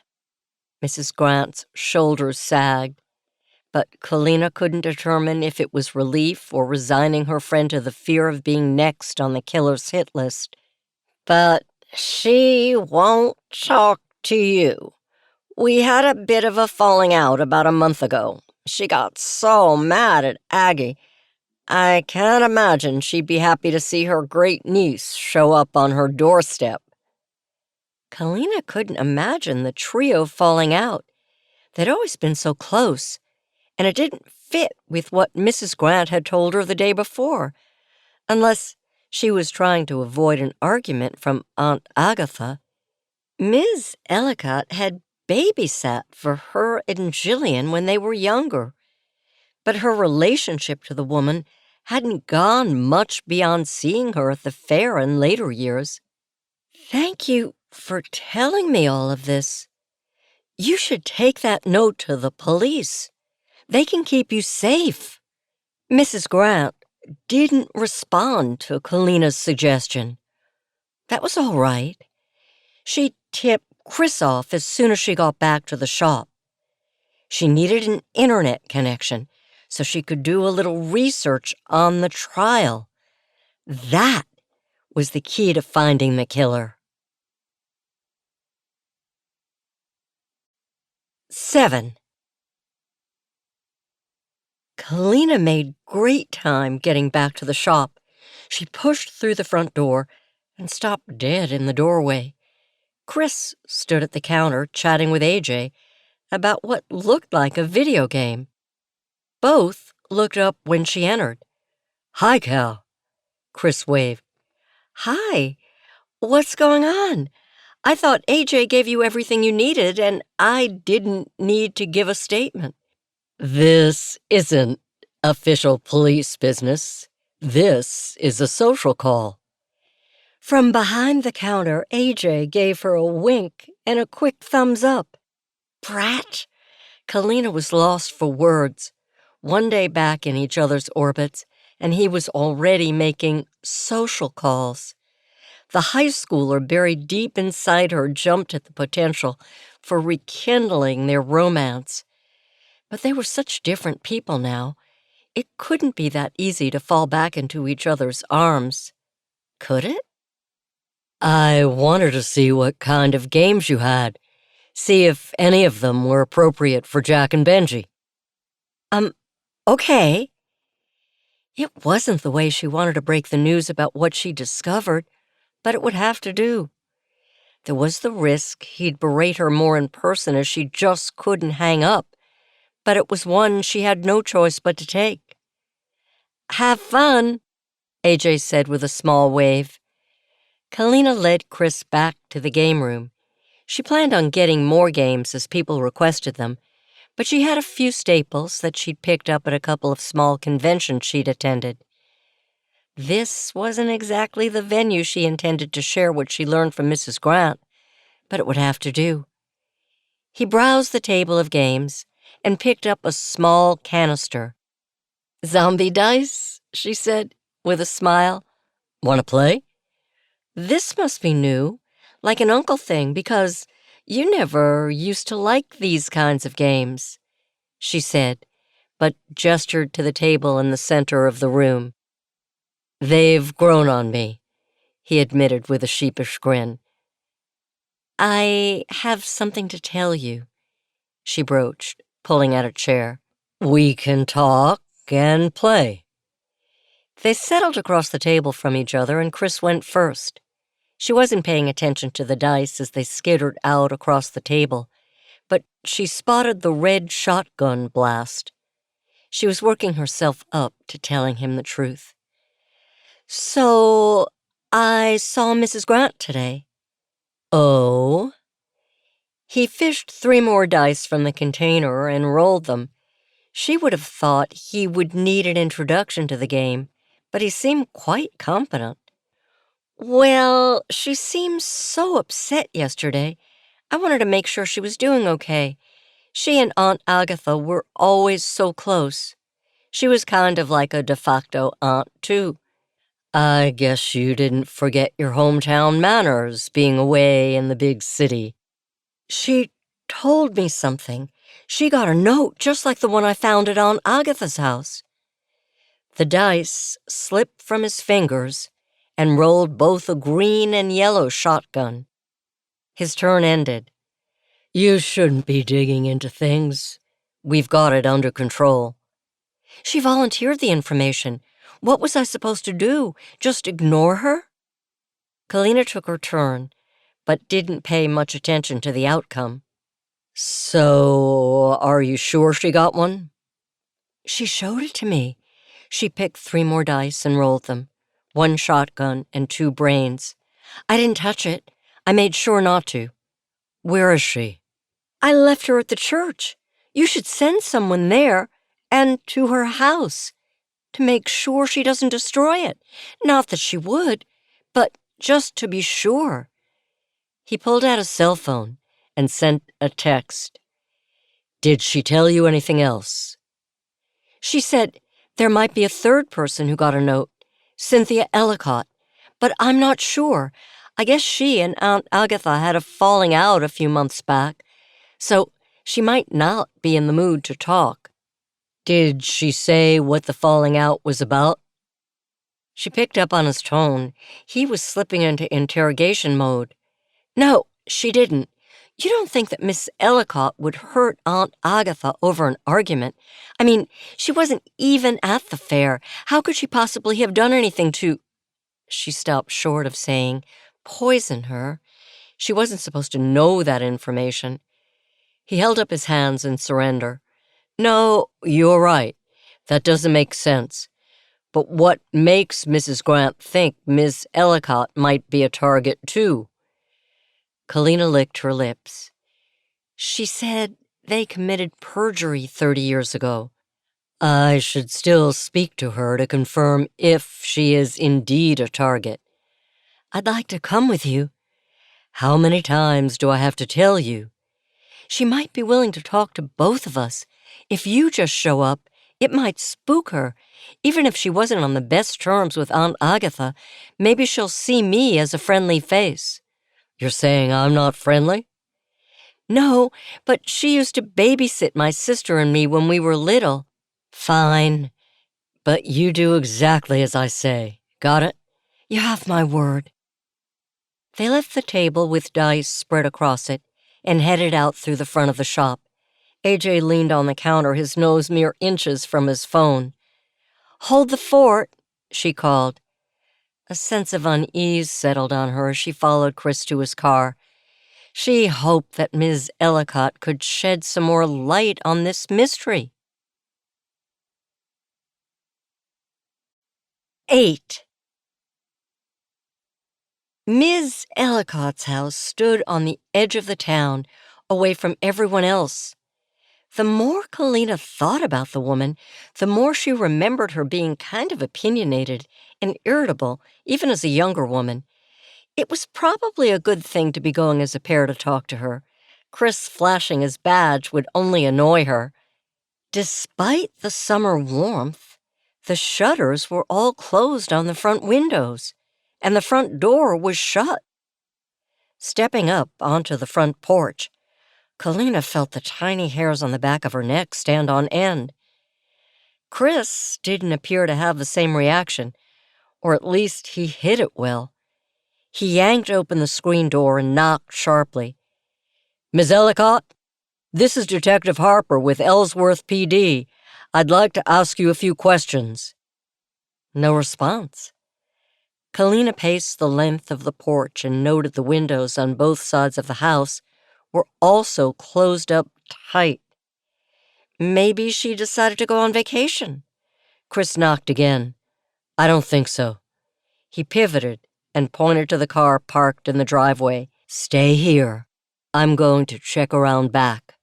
"Okay." He jogged around the back of the house, and Kalina tried the front door but found it locked. Standing there alone made her nervous. Something about this was wrong. Even people who didn't want to be around other people didn't shut themselves up like this. Not in this town.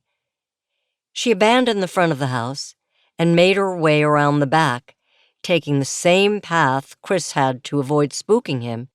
She hadn't seen a gun on his belt, but that didn't mean he didn't have one concealed somewhere else. "Chris," she called out, hoping to give him even more warning that she was coming. He didn't answer her, and she picked up the pace. She rounded the back of the house and found him leaning against the side of the house, bent double. The back door which led to the kitchen was open, and a putrid smell wafted from the house. "Oh, God, what is that?" she gagged. "We're too late." Holding her breath, Kalina peered inside. Just within view, Miss Ellicott lay on the floor with something silver protruding from her chest. There didn't appear to be much blood. She hoped the poor woman had gone quickly. For a split second, Cynthia's face vanished, replaced by Aunt Agatha's and Mrs. Grant's. This could have been either of them. Her stomach churned, and she backed away from the house, trying not to throw up. Do you know how long she's been dead?" Chris shook his head and coughed a couple of times. "No, and being shut in the house like that is going to make it harder to figure out. I need to get a forensic unit down here." "What should I do?" His eyes watered, likely from the smell, and he pointed to the front of the house. "Go wait out front. Direct the EMTs when they get here." "I can do that." Chris pulled his phone from his pocket and hit speed dial. "This is Detective Harper from Ellesworth PD. I need an ambulance to 1849 Spring Road, and I'm going to need a forensic team, too. We've got another one." Kalina retraced her steps back to the front of the house and took a seat on the front steps to wait. Someone was definitely targeting the women who lied at the trial 30 years ago, and they were succeeding in doling out punishment. She really needed to figure out who was after them. If she did, maybe she could prevent Mrs. Grant from being the last victim. A short time later, sirens wailed, and an ambulance pulled to a stop in front of the house. "Where are we going?" a male paramedic asked as he climbed out of the driver's side. "Straight back. She's in the kitchen." She rubbed the back of her neck and waited for the forensic team to show up. She stared out at the trees and grass lining the street. Anything to keep her from closing her eyes and seeing the dead woman inside the house. It was far worse than Aunt Agatha. At least her aunt had gone quickly. She had questions she wanted to ask, but knew they couldn't be answered yet. Finally, a forensic van showed up, and just as the team disappeared toward the back of the house, Chris appeared. "How are you holding up?" "I don't know. I mean, do you think if I'd told you sooner we could have stopped it?" He sat beside her and wrapped his arm around her shoulder. "I don't think so. Even without the heat of the house, she's probably been dead at least a day." Now she knew exactly how AJ felt witnessing Aunt Agatha take her last breath. They sat together in silence, and she leaned into his solid presence. She almost expected him to kiss her cheek reassuringly, but that was the thought of an enamored schoolgirl. She pushed down those feelings and squeezed her eyes shut to ward off tears. She needed to stay strong to solve this case. She owed it to Agatha and her friends, even if they had lied in the past. That didn't justify murder in the present. I know I'm not a cop, but I feel like I'm part of this case, Chris. Please, don't keep me in the dark. I need to know what happened to them. I can't make that promise, Cal. You don't have to let me sit in on any interviews or anything, but what was it that killed her? It looked like a letter opener. Did you find a note like the others got? I don't know. Forensics is still working. Was it her letter opener? I didn't get a good look at it. This has to be connected to that trial. Maybe. But forensics will do what they do and let me know what they find. As much as we want answers right now, we have to be patient. We want to make sure we have all the evidence to put whoever is doing this away. I know. This is just scaring me a little. I come home and all of a sudden people are being murdered left and right. I'm pretty sure it wasn't you. She smiled at him. Thanks. One of the forensic techs approached with 2 evidence bags in hand. One bore a white printed piece of paper, and even from this distance, Kalina spotted the identical message. The second bag contained the letter opener. The silver handle bore what looked like a monogram etched into it. We found the note in the bedroom, the tech said. Okay, let me see the weapon. The tech handed over the letter opener, and for his part, Chris didn't stop Kalina from bending over to examine it with him. It was slender, and the point was dulled with use. She tried not to look at the rust-colored stains marring the tip and half of the shaft. She'd been right about the top being monogrammed. On closer inspection, she spotted an ornate MG embossed in flowery script underneath black fingerprint powder. She noted the swirls and whirls of an exposed print. She thought she spotted some blood on the sharp left point of the M, but she didn't say anything. Pointing out evidence wasn't her job. I'm going to go out on a limb and say this wasn't hers. I'm inclined to agree with you. Hopefully, the lab can identify whoever's fingerprint and blood that is. She didn't want to say it, but it looked like the letter opener belonged to Mrs. Grant. It would explain why she'd been so reluctant to open up about the letter and the trial. Seeds of doubt took root in Kalina's mind. After all, with both Aunt Agatha and Ms. Ellicott dead, there was no one to confirm they'd in fact had a falling out. But she couldn't leap to conclusions just because the evidence was pointing in her direction. She would wait for proof before sharing her theory. Chris's phone beeped with a text message. He set the letter opener on the stair to his left and checked the screen. He frowned and rubbed at his temple. What's wrong? I sent an officer to the church, but Mrs. Grant wasn't there. She wasn't at her house either. Maybe she went back to the fairgrounds to help clean up. Yeah, maybe. I think I need to talk to her myself. If you don't mind, I think I'm going to head back to the shop and check on AJ. Good idea. The paramedics rolled by with Ms. Ellicott on the gurney. The smell of death followed them, and up close, Kalina saw the fear etched into the woman's features. She didn't deserve to die, not this way. Neither of them did. She pushed herself to her feet and raked a hand through her hair while she waited for the ambulance to pull away. Maybe they were lucky no one else lived close by. They didn't need people gossiping and spreading rumors. The ambulance eased back down the street without fanfare or sirens.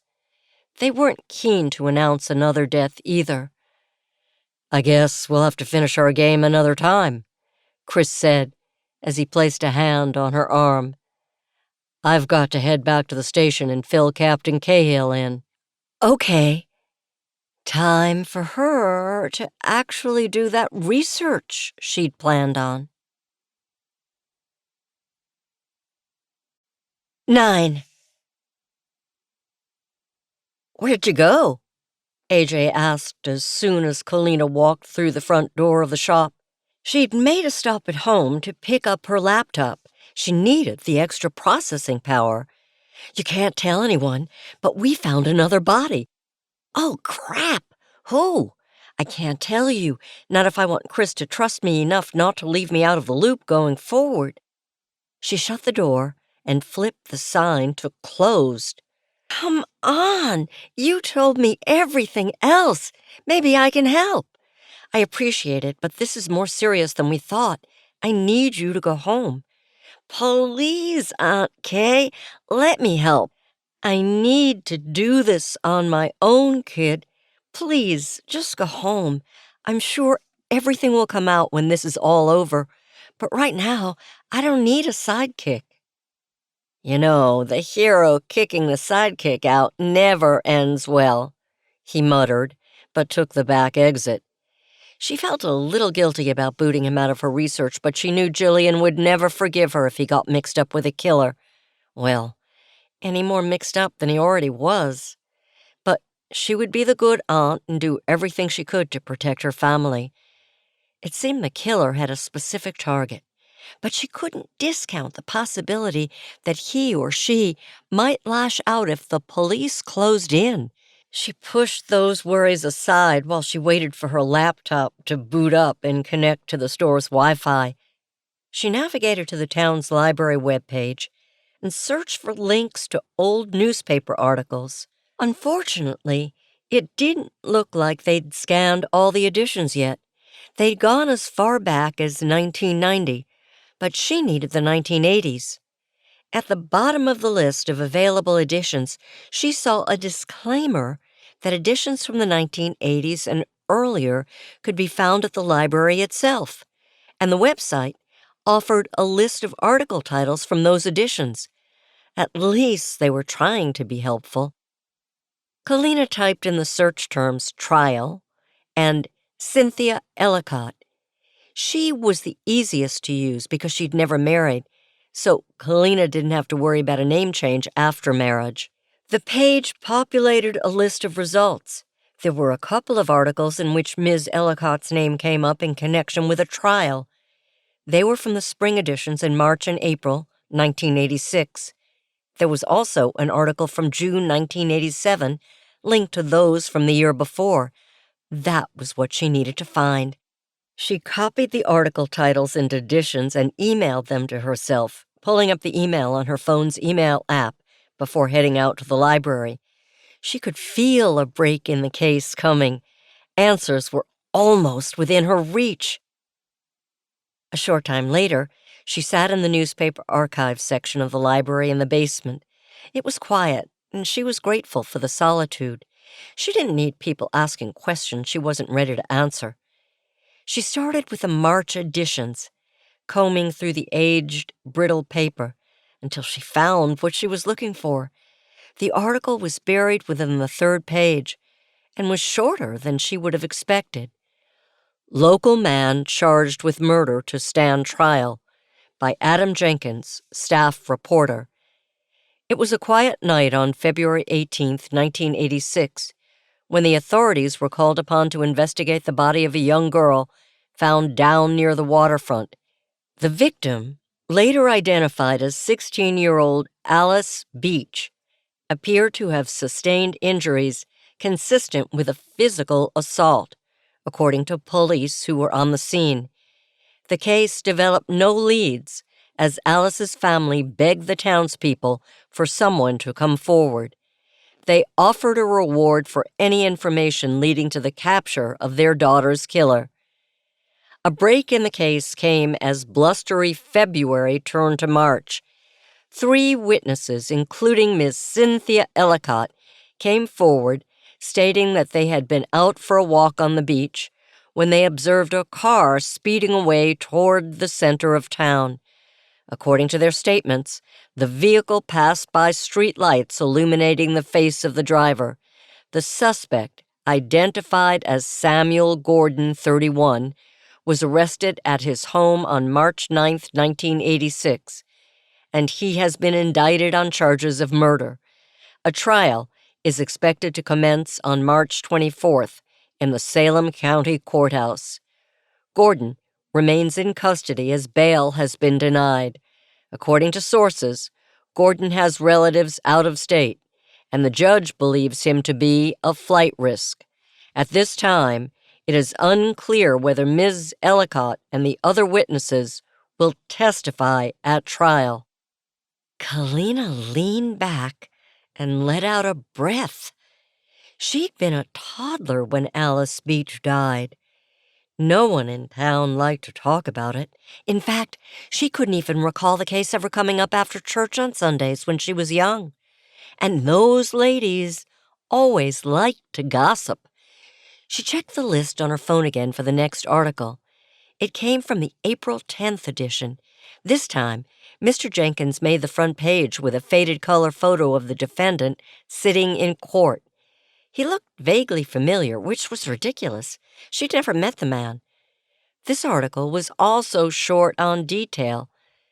Apparently, Mr. Jenkins and his editors believed in brevity.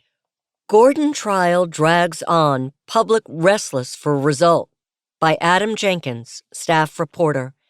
Trial is still underway at the Salem County Courthouse. The prosecution's case closed on Friday.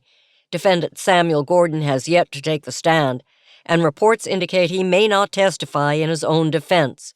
While he is not required to do so, there is no doubt the jury will consider it a strike against him. Perhaps the highlight of the prosecution's case came when Ms. Cynthia Ellicott, 30, and two other witnesses testified as to their recollections of the night in question. Ms. Ellicott testified that she, quote, saw a man driving away very fast from where poor Alice was found, end quote. Ms. Agatha Hammersmith testified that, quote, yes, I'm sure it was the defendant who killed that poor girl, end quote. And when asked how she knew this, replied, quote, I saw his eyes. I could never forget the look of madness in them, end quote. Finally, Ms. Margaret Cook testified that she, quote, recalled the license plate of the car and it matched the car driven by the defendant, end quote. Public sentiment is clear. They want a conviction sooner rather than later. Alice's parents asked the defendant to simply confess to the crime so they could let their daughter rest in peace. It definitely seemed like Mrs. Grant, Aunt Agatha, and Miss Ellicott had been sure of what they'd seen. It also appeared that Mr. Jenkins was very pro-prosecution. He barely afforded Mr. Gordon any humanity. Even if he was guilty of the crime, he was still a person who was supposed to be innocent until proven guilty. Kalina had no way of knowing which details were fabricated, but she was beginning to suspect most of them had been made up. Perhaps someone in the police force had pressured them to make statements against Sam Gordon, or perhaps the real killer had threatened them for their perjured testimony. There were two more articles on the list. She had to retrieve a new set of editions from the shelves to find the one from April 18th. Again, Mr. Jenkins made the front page. This time, the photo depicted Sam Gordon, face in his hands. The article was a short paragraph. Gordon, sentenced to life, by Adam Jenkins, staff reporter. After an abbreviated defense in which counsel for the defendant, Alan Grant, did not question anyone but Gordon's wife, Catherine, to attest to his character, the jury retired for the shortest deliberation in the history of Ellesworth. Only 90 minutes after being issued jury instructions, they returned with a verdict, guilty. Gordon was sentenced to life in prison for Alice Beach's murder. He was seen crying as the bailiff removed him from the courtroom. He was not permitted to say goodbye to his wife or son. Kalina let out a gasp, and a single tear ran down her cheek. She was beginning to understand why someone would want revenge on the people who led to the wrongful conviction and imprisonment of this man. As she dried her eyes and returned the newspaper to its protective folder, she had to wonder, why had Gordon's lawyer not let him testify? Surely he had an alibi. Why did the attorney not cross-examine the witnesses? Had the attorney had something to do with setting Gordon up? She scanned the article one last time before she put it back. Oh, damn! She bit her tongue for swearing, but there was no one around to hear. The pieces were starting to come together. She had to check one piece of information, but she had an idea why the 3 women were involved. She still had one final article from June 1987 to review, and it didn't make sense to abandon the newspaper archives until she'd done so. The final article was even shorter than the one about the verdict. Murderer Samuel Gordon Takes Own Life by Adam Jenkins, staff reporter. In what can only be deemed a further admission of guilt, 1 year and 2 months after he was sentenced to life in prison for the brutal murder of Alice Beach, Samuel Gordon was found dead in his cell. Reports confirm he hung himself. Gordon is survived by his wife Catherine and their son Danny. Unable to take the shame, Catherine and her son moved out of the area. It is rumored she now goes by her maiden name. Well, that's as clear a motive as you're likely to get, she said to no one in particular. She needed to go check marriage records. If she could figure out what the former Mrs. Gordon changed her name to, she might have a better shot at pointing Chris in the right direction. Her phone buzzed with an incoming call. There was no caller ID. Hello? Cal, it's Chris Harper. Hi, is something wrong? She almost felt guilty for using her phone in the confines of the library. Almost. I wanted to let you know that the lab put a rush on that fingerprint on the letter opener. Kalina's heart started to race at the unexpected news. He was keeping his word about looping her in on the investigation. Maybe she could point out that she had discovered the motive for the killings.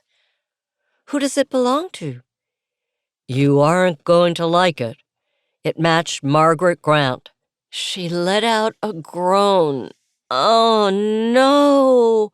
That can't be right. Well, I'm afraid it is. I mean, come on, it was monogrammed with her initials. But you don't know that it was hers. Plenty of people in town have those initials. Name one. I can't think of anyone off the top of my head, but Chris, I think I've found something. Have you looked into the trial angle? Muffled sounds came over the line. Believe me, we're following all the leads. I have to go. Officers just brought Mrs. Grant in. They found her at the cemetery visiting her husband. I just wanted you to know. He hung up before she could share the news that even if the evidence pointed to Mrs. Grant, the poor old woman was being framed just like Sam Gordon. She rose halfway out of her chair and stopped. Should she finish up here or go and try to observe the interrogation? Was that even possible? She didn't have time to debate. If she didn't move fast, the wrong person would be arrested for a crime they didn't commit again. 10. Kalina hastily put the newspapers back in their respective bins and took the stairs to the main level of the library 2 at a time. Pushing the front door open in a hurry, she staggered as the summer heat smacked her in the face. Sweat prickled along her hairline, in her upper lip. She hadn't noticed how cool the basement had been. The sudden change in temperature only spurred her on to get to the police station.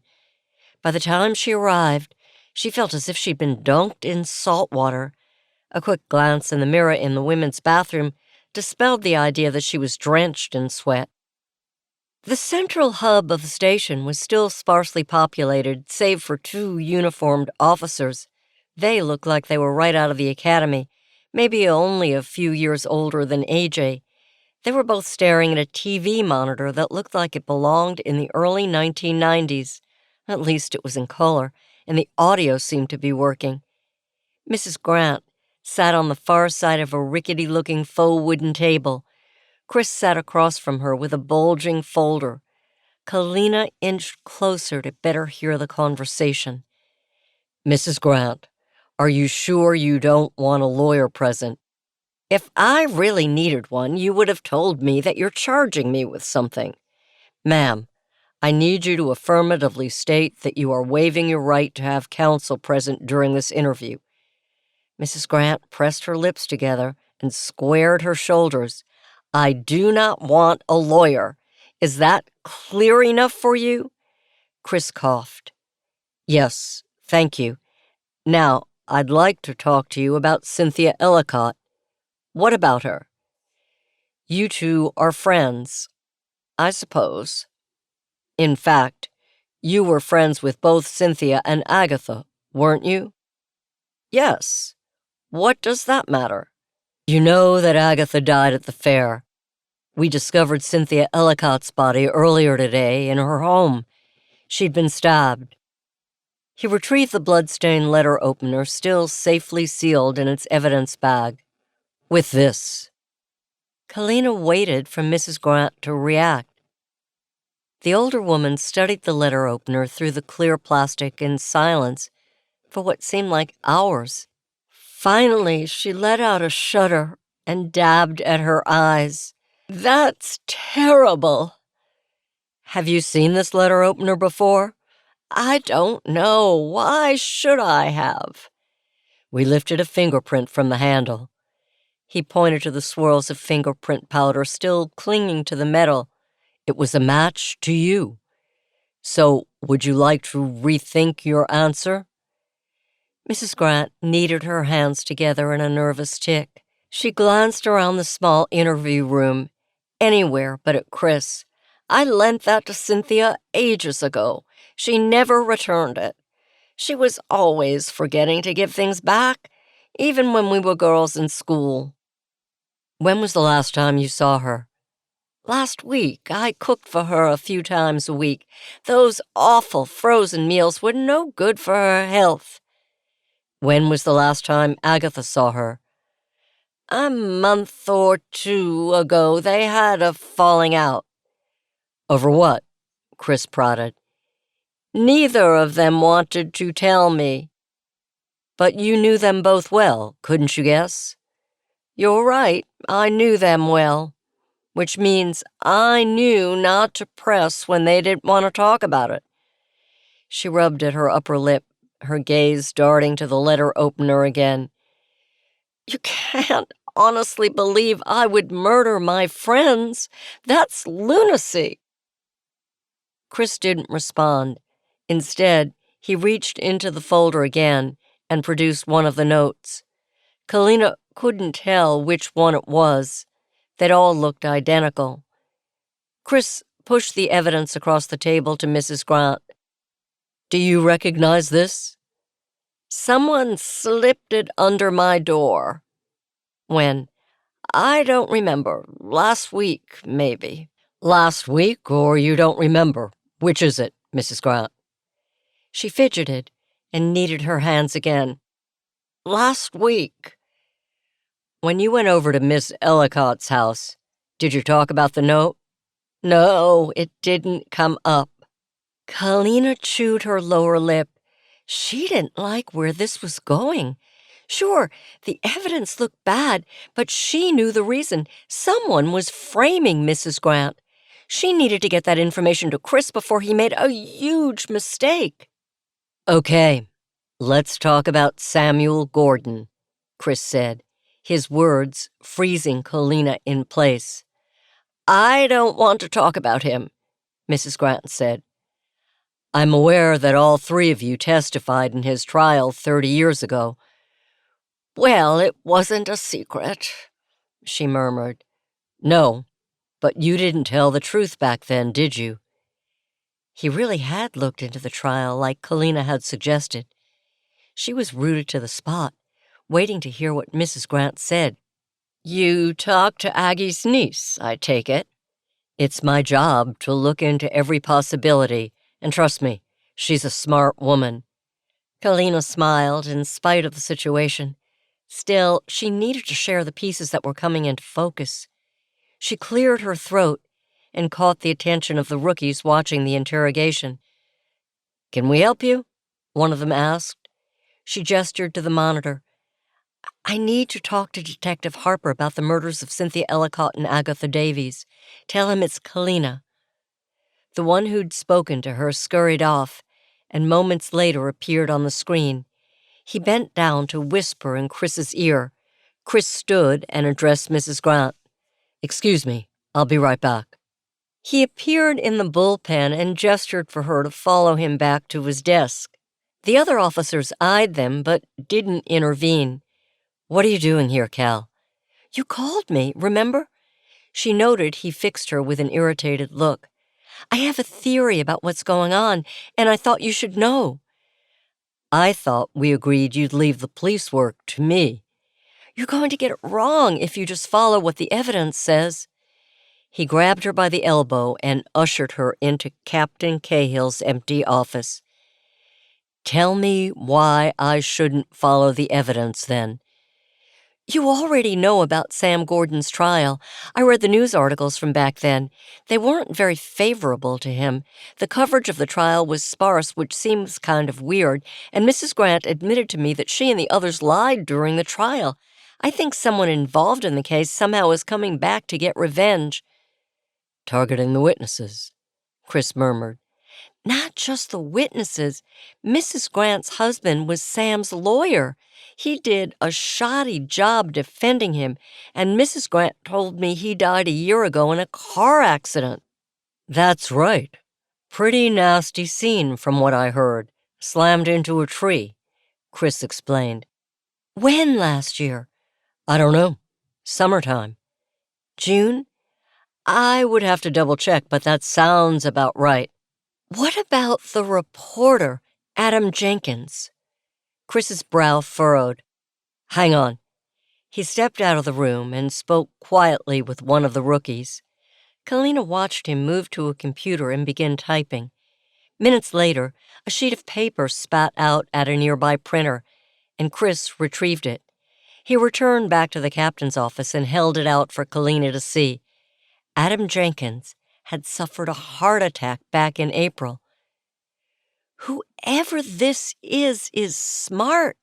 They're making it look like accidents, and they're framing the rest of the people involved, she said. I promise we're going to do everything we can to find out who is behind this. She headed for the front door and caught sight of one of the new officers coming out of the interview room looking shell-shocked. He approached Chris and said, She wants a lawyer. Go home, Cal. There's nothing more you can do here. I promise, as soon as we crack this case and have the killer in custody, I will personally let you know, Chris said. The way he pressed his hand to her arm and leaned forward suggested he wanted to do more than just usher her out the door. If she could figure out one final piece of information, she could finally solve this puzzle. 11. Kalina's nerves tingled as she jogged back to the shop. She could do her last bit of research there. The records she needed were electronic, even that far back. She hoped it would take a little while for Mrs. Grant to get her lawyer. It would give Kalina the time she needed to figure out who the real killer was, and hopefully allow Chris to catch them before any more lives could be ruined. We're closed, AJ called when Kalina tried the front door. AJ, it's me. Let me in. The lock released and her nephew appeared in the doorway. Sorry. I thought I sent you home, she chided and pushed past him. You did. I didn't listen. What did you find out? I'm not sure I should tell you. I'm not a little kid anymore. I can handle it. No, I'm not going to be responsible for putting you in therapy. You can stay, but only if you go clean up the game room. He rolled his eyes. I wasn't even the one who made the mess, and yet I'm the boss, and I say, go clean it up. Fine. She swatted his arm as he walked by. Now, alone in the front of the shop, she grabbed her tablet and fired up the library website. The town was small enough that the library housed most of the town hall records regarding marriages, births, and deaths. She found the listing for marriage licenses and typed in Samuel Gordon. With any luck, he'd be the only one in town. It seemed luck was on her side. There was a single entry for a Samuel Gordon, dated February 9, 1975. There was a scanned-in version of the actual license, and she opened it up in a new tab. She had to enlarge the picture to get the image clear enough to read. The tablet fell out of her hands and clattered on the counter. It couldn't be right. Taking 2 deep breaths, she picked up the tablet again and looked. She'd been right the first time. Samuel Gordon had married one Catherine Cahill. Her stomach sloshed, suddenly uneasy, as she navigated to birth records and typed in Daniel Gordon. Sure enough, a record appeared from April of 1976. Daniel Michael Gordon had been born a healthy little boy to Samuel Gordon and Catherine Gordon. Kalina slumped against the countertop, her ears ringing with the realization of what it all meant. How could she have missed it? The last article had practically screamed the information at her, but she needed to be sure. The phrase the 3 women had been sent was very specific. Something deep down in her mind insisted she had to be absolutely sure of the killer's identity before she started accusing people. Chris wouldn't believe her unless he had actual proof. Swallowing several times so she could speak, she dialed Chris's number and waited. It rang 3 times, 4, 5. Finally, just before it flipped to voicemail, he picked up. Hey, we're still waiting for her lawyer. Her voice shook. Is everything okay? She should tell him what she'd found out, but she couldn't get the words out. Yeah, fine.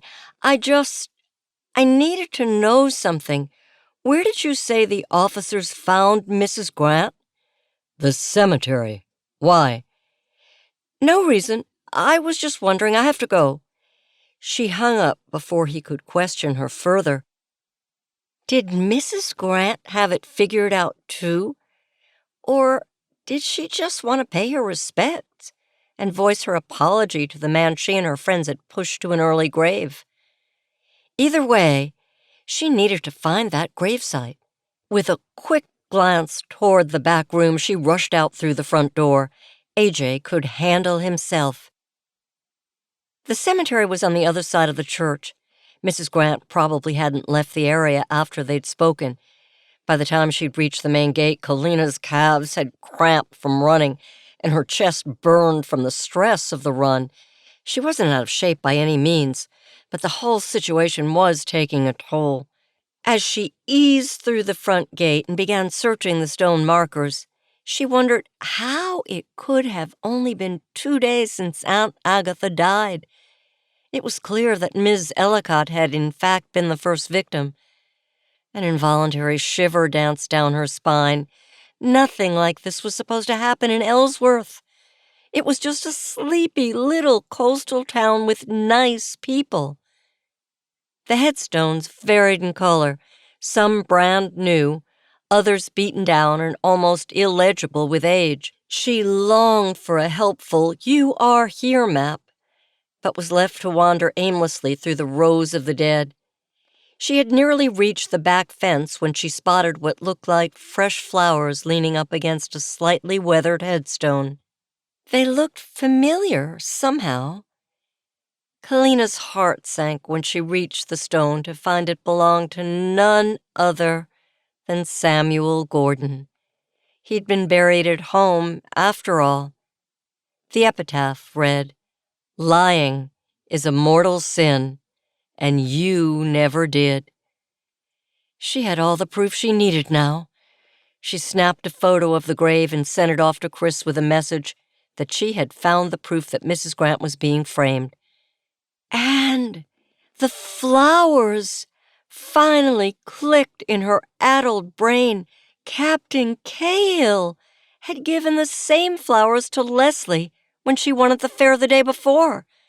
Now, she just needed to get to the station and warn Chris about Captain Cahill before it was too late. 12. This time, Kalina really was drenched in sweat as she staggered through the front door of the police station. Chris hadn't responded to her text, but she hadn't really expected him to. The station was eerily empty and quiet. Where was everyone? She moved slowly, afraid something or someone might jump out at her at any second. The tiny hairs on her arms stood on end, another warning sign. She finally reached the monitor linked to the interview room. Mrs. Grant still sat there, alone, a plastic bottle of water cupped between her hands. Where was her lawyer? She'd asked for one nearly an hour ago, and where was Chris? "Hello?" she called out. No response. This wasn't right. She studied the video feed and noted that the folder of evidence was no longer strewn across the table. It didn't explain why Mrs. Grant had been left alone. Kalina's stomach churned again, and she swallowed back the rising acid. She fished her phone from her pocket and dialed Chris's cell phone. This time, it rang 5 times before clicking over to voicemail.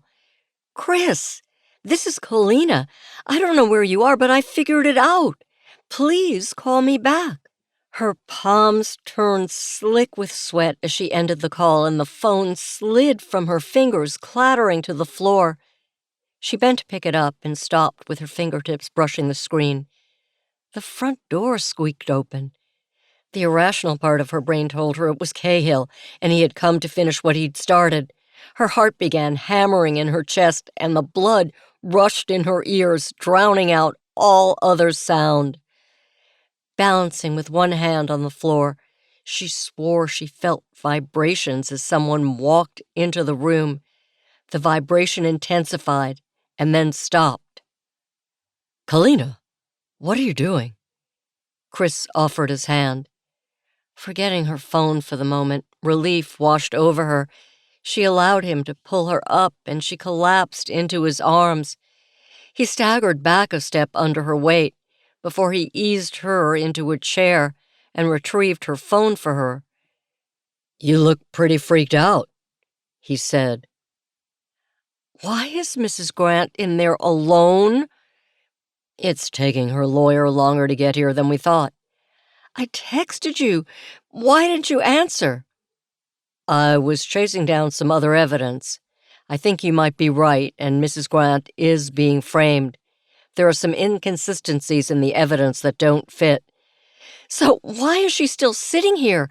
You should let her go. I still have to follow protocol. I know who the real killer is. We need to get Mrs. Grant somewhere safe. I don't know how many more times I have to say it. I'm on this. You aren't listening to me. The killer is... She began, but he held up a hand. I don't need your speculation. Come on, I'm taking you home. No more digging into things. He didn't give her a choice as he dragged her out of the station and into his car.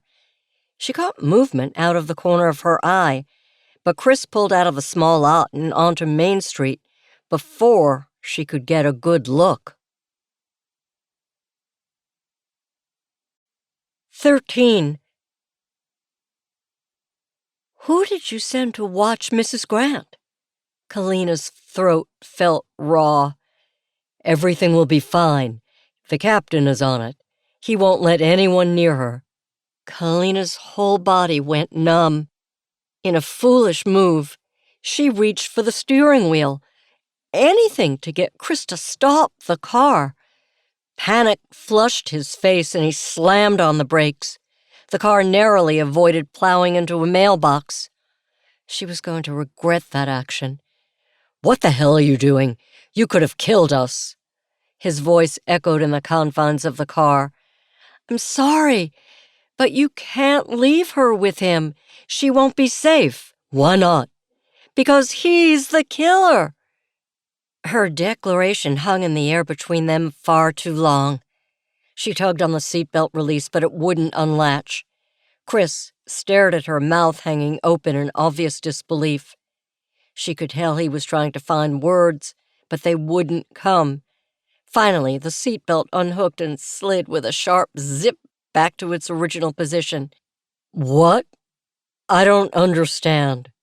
"Sam Gordon, the man who killed himself, had a son named Daniel.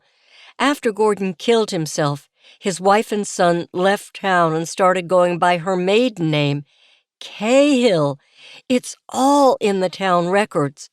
I don't think that Alan Grant's accident was an accident, or that Adam Jenkins really had a heart attack. And I bet you Cahill was on the scene for both. We have to go back before he finishes what he started." Chris continued to stare at her, taking the information in. She needed to act, to turn the car around and get back to the station. She snapped her fingers in front of his face. It did nothing to rouse him from his trance. Finally, the blare of a nearby emergency vehicle snapped him out of his shock. An ambulance flew past them in the direction of the police station. "Put your seatbelt back on," Chris ordered, before he gunned the engine, and the tires squealed on the pavement as he turned the car to follow the path of the flashing lights.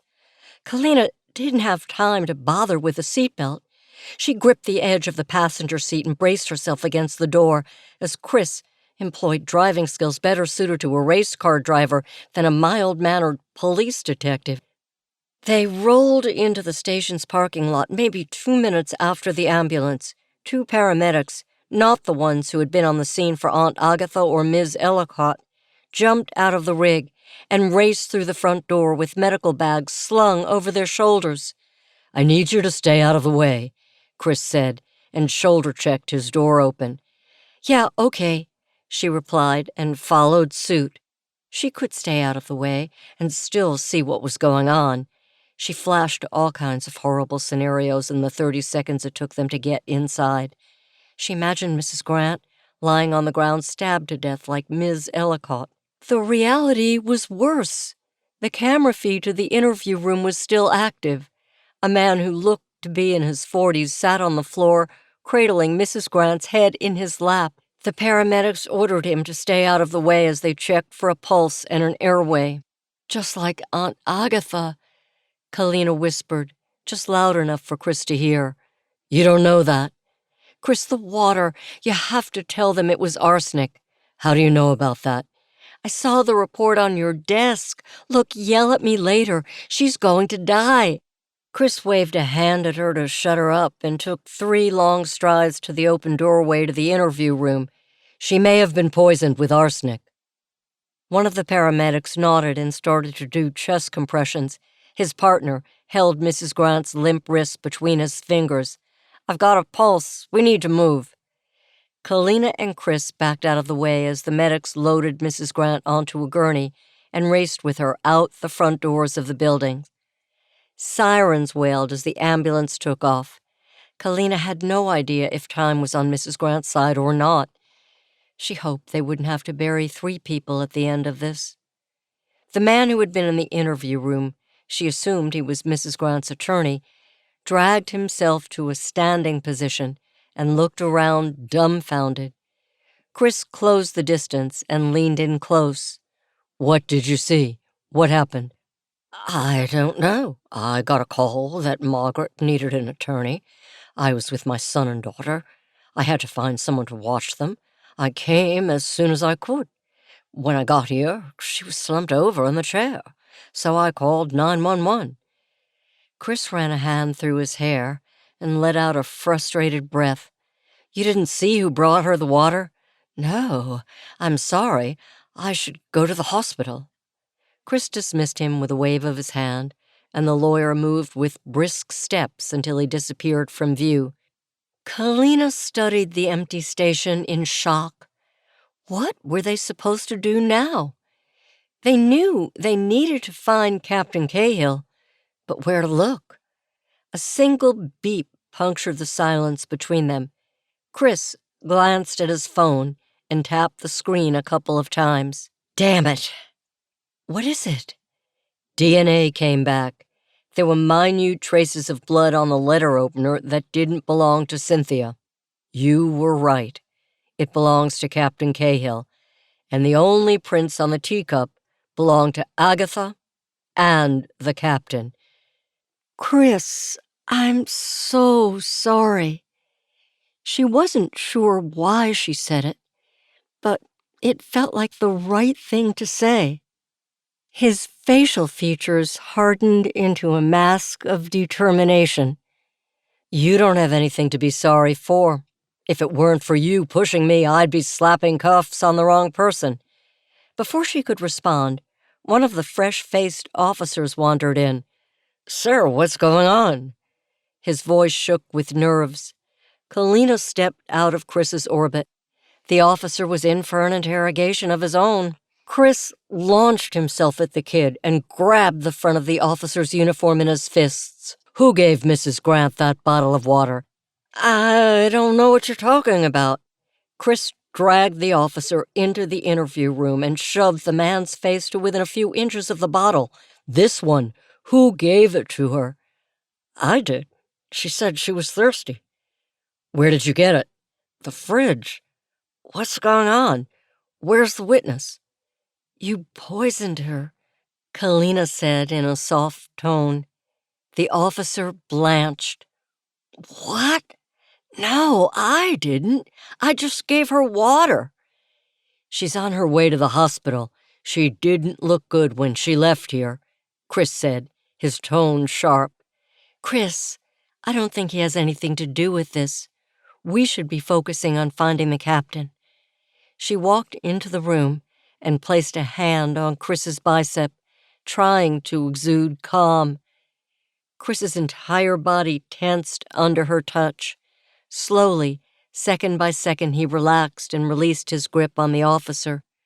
The officer leaned against the table, clearly afraid of another outburst. Without realizing it or intending to, Kalina slid her hand down Chris's arm and took him by the hand, leading him back into the open space of the station. We have to find him, Chris said. I know. Can you, I don't know, track his phone or something? You're brilliant. Chris pulled her into a one-armed hug and planted a kiss on her cheek as he dialed a number on his phone. This is Detective Chris Harper out of Ellesworth PD. I need a trace on a phone. Kalina didn't hear him rattle off the captain's number. She was too focused on the kiss. Maybe there was something left between them. 2 minutes later, Chris ended the call and rounded on the officer who had slowly inched his way out of the interview room. You need to get your partner and follow me. No lights or sirens. We are going in quiet. Where are we going? Kalina asked. His phone beeped twice at him and he opened a map app. A tiny red dot blinked from the middle of the screen. The cemetery. Let's go. 14. Kalina sat in the passenger seat of Chris's car in silence. She stared ahead at the road in front of them, leading to the cemetery and the church. They could have walked it from the station, but Chris insisted on driving. Maybe he needed to feel in control of the situation. She didn't argue. She was just grateful he was letting her come along. It had to be violating who knew how many rules to have a civilian involved in an arrest like this. She was also surprised that Chris only had the 2 new officers for backup. He pulled the car into a spot near the front gate and cut the engine. The car clicked and rattled as the engine block cooled. He turned to her, but she held up a hand to silence him. "I know. Stay out of the way. I got it. I'm not stupid or a hero. This is your show." "Thank you. I mean it. Thank me when this is all over." He quirked a half-smile at her before easing the driver's side door open and shutting it as quietly as possible. The 2 uniformed officers climbed out of the cruiser beside them. Chris removed his gun from its hip holster, and the other officers followed suit. Chris consulted his phone before stepping through the open gate. "The grave is near the back fence on the far right," Kalina offered in a whisper. Chris pointed at each officer and then to the left and the right of the cemetery. They were going to surround Captain Cahill. He might try to jump the fence, but it was wrought iron and spiked at the top. There wasn't much chance he would make it over before Chris or the other officers got to him. Chris let them go first before he started forward, gun gripped in his right hand, but down by his thigh. Kalina stayed behind him a few paces, just as she'd promised. The cemetery felt strange as they moved through it. It hadn't held any special meaning for Kalina before, but now, even with all the other people around, she felt the quiet awe and respect for the dead one should have upon entering this place. She could swear she felt a touch of sadness for Sam Gordon's fate. She thought she might feel a little sliver of empathy for Captain Cahill, but she didn't. He may have been acting out of a place of love for his father, but his actions were inexcusable. They reached the back fence and found the captain kneeling in front of his father's grave, rearranging the bouquet of flowers. The uniformed officers hung back, just out of sight, weapons at their sides. Chris motioned for Kalina to stay where she was, as he took a few steps closer to the headstone. He still held his gun against his thigh. He made sure to step on some loose twigs. "Captain?" he called. Captain Cahill turned to face them. He didn't look surprised. Had he really expected they would catch him? He stayed crouched down, but pulled his hands away from the flowers. He held them out, fingers splayed, in a gesture that Kalina assumed meant he was unarmed. "Sir, I'm going to need you to pull the weapon out of your ankle holster and toss it to me," Chris instructed. With slow movements, Captain Cahill complied. Chris bent down, scooped up the gun, and tucked it into his waistband. Dead air filled the space between the 2 cops. Neither seemed to know what to say. Kalina longed to speak, to say she understood why Cahill felt betrayed, but that wasn't her job. She was here to be a silent observer. "We've found your prints on the teacup and your blood on the weapon that killed Cynthia Ellicott."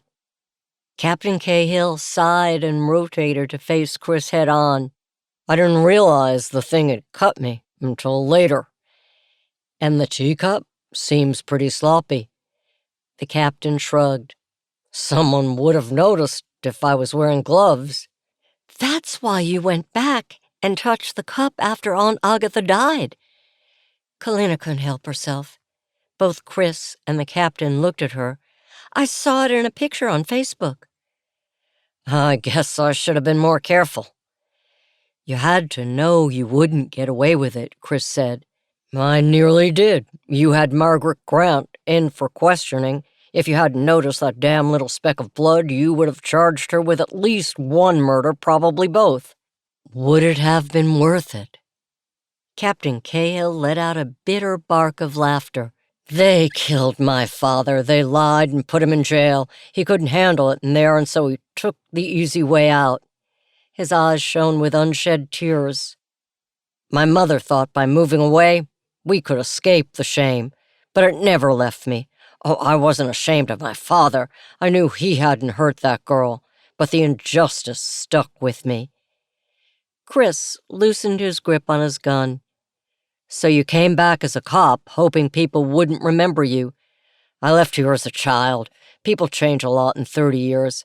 I made sure when my predecessor retired, I was in the right place at the right time to assume his position. I knew people wouldn't think I could be behind it. The car accident with Alan Grant. That was you, too, Kalina said. She just couldn't keep her mouth shut. Clever, aren't you? Yes, that was me, too. He had my father's case forced on him, and can you believe he went on to marry one of the witnesses who put my father away? They had to pay for their crime. What about Adam Jenkins? Chris posed. Cahill shook his head. That was a lucky coincidence. Chris holstered his gun and pulled a pair of handcuffs from his belt. I need you to stand up. Captain Cahill again complied without argument. He got to his feet and turned around, hands behind his back. The officers who had been on the periphery approached, weapons aimed at the ground. Chris snapped the cuffs in place. Daniel Cahill, you are under arrest for the murders of Alan Grant, Cynthia Ellicott, and Agatha Davies, and the attempted murder of Margaret Grant. You have the right to remain silent. Anything you say can and will be used against you in a court of law. You have a right to an attorney to be present during questioning. If you cannot afford an attorney, one will be provided for you. Do you understand these rights as I have read them to you? Yes, I am waiving my right to counsel, and I would like to give a written confession. Kalina hadn't been expecting that response. If it shocked Chris, he didn't show it. He just led Captain Cahill through the maze of headstones and back to the car. He situated the man in the back seat before turning to address Kalina. Thank you again. We can take it from here. Sure, I'm just glad I could help. She watched both cars pull out of the parking lot and head down Main Street toward the station. She wasn't sure what to do, so she just started walking. With the killer caught, there wasn't much left to do but wait for the trial, if there even was one. If Captain Cahill was refusing a lawyer and willing to sign a confession, something told her a trial might not be in the cards. 15. Monday morning came as a shock to the system for Kalina. She hadn't heard anything else from Chris, but she wasn't expecting to. At 10 minutes to 9, she flipped the front door sign to open and settled behind the counter, ready for an influx of teenagers and older patrons. After all, she had a host of new arrivals waiting to be distributed. She'd given AJ the day off from helping out. Given everything he had gone through, he seemed grateful to just be a kid for a little while. He had plenty of time to grow up. The stillness of the shop wrapped itself around her, seeping into her thoughts, and calmed her. The bell sounded above the front door and jarred her out of her trance. Chris stood in the doorway, framed by morning light. He was dressed in jeans and a t-shirt. He looked exhausted. Kalina stood up and approached him. Hi. I hope this isn't a bad time. She made a show of looking around the shop.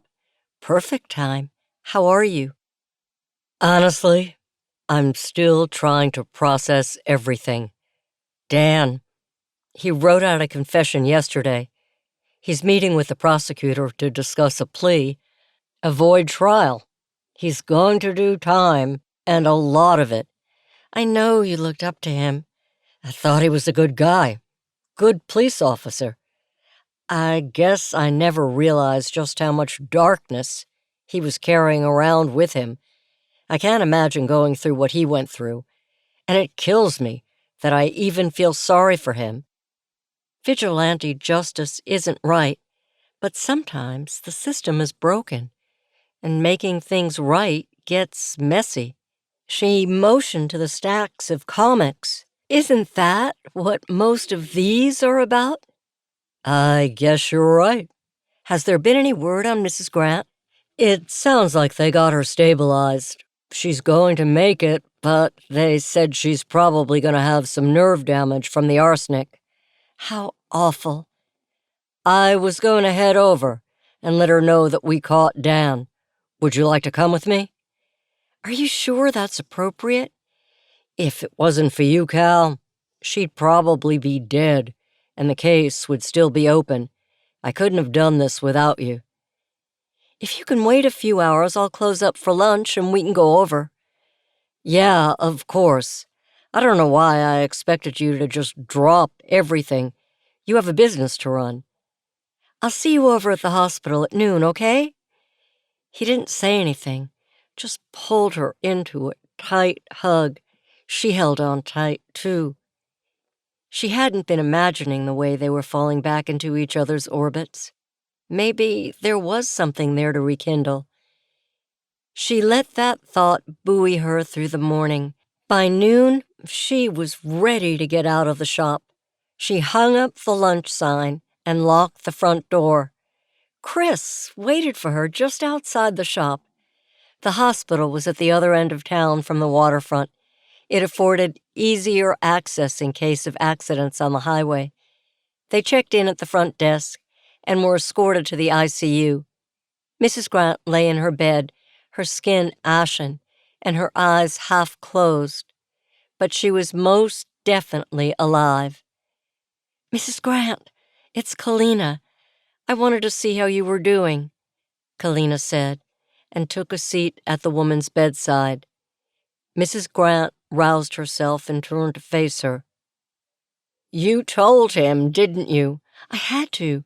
But we know you didn't do anything to Cynthia or Agatha. We caught the person responsible. He's going to jail for a very long time. Who? She coughed. Who was it? Daniel Cahill. He was Samuel Gordon's son. Silent tears streamed down Mrs. Grant's sunken cheeks. I should have known. She looked directly at Chris. We were going to come forward and admit what we did. We talked about it. I'm sorry I wasn't truthful with you before. Do you know who really killed Alice Beach?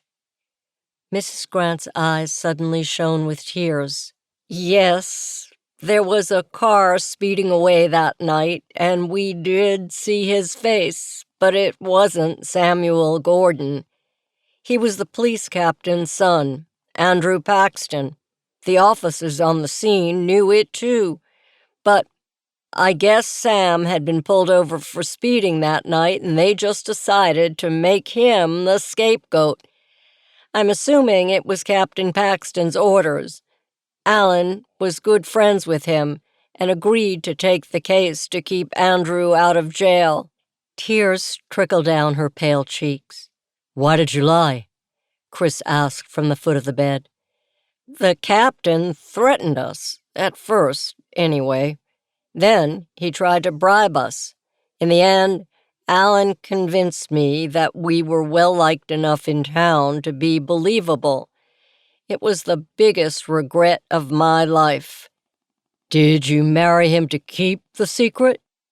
He'd already proposed. After a while, it just sort of faded into the past.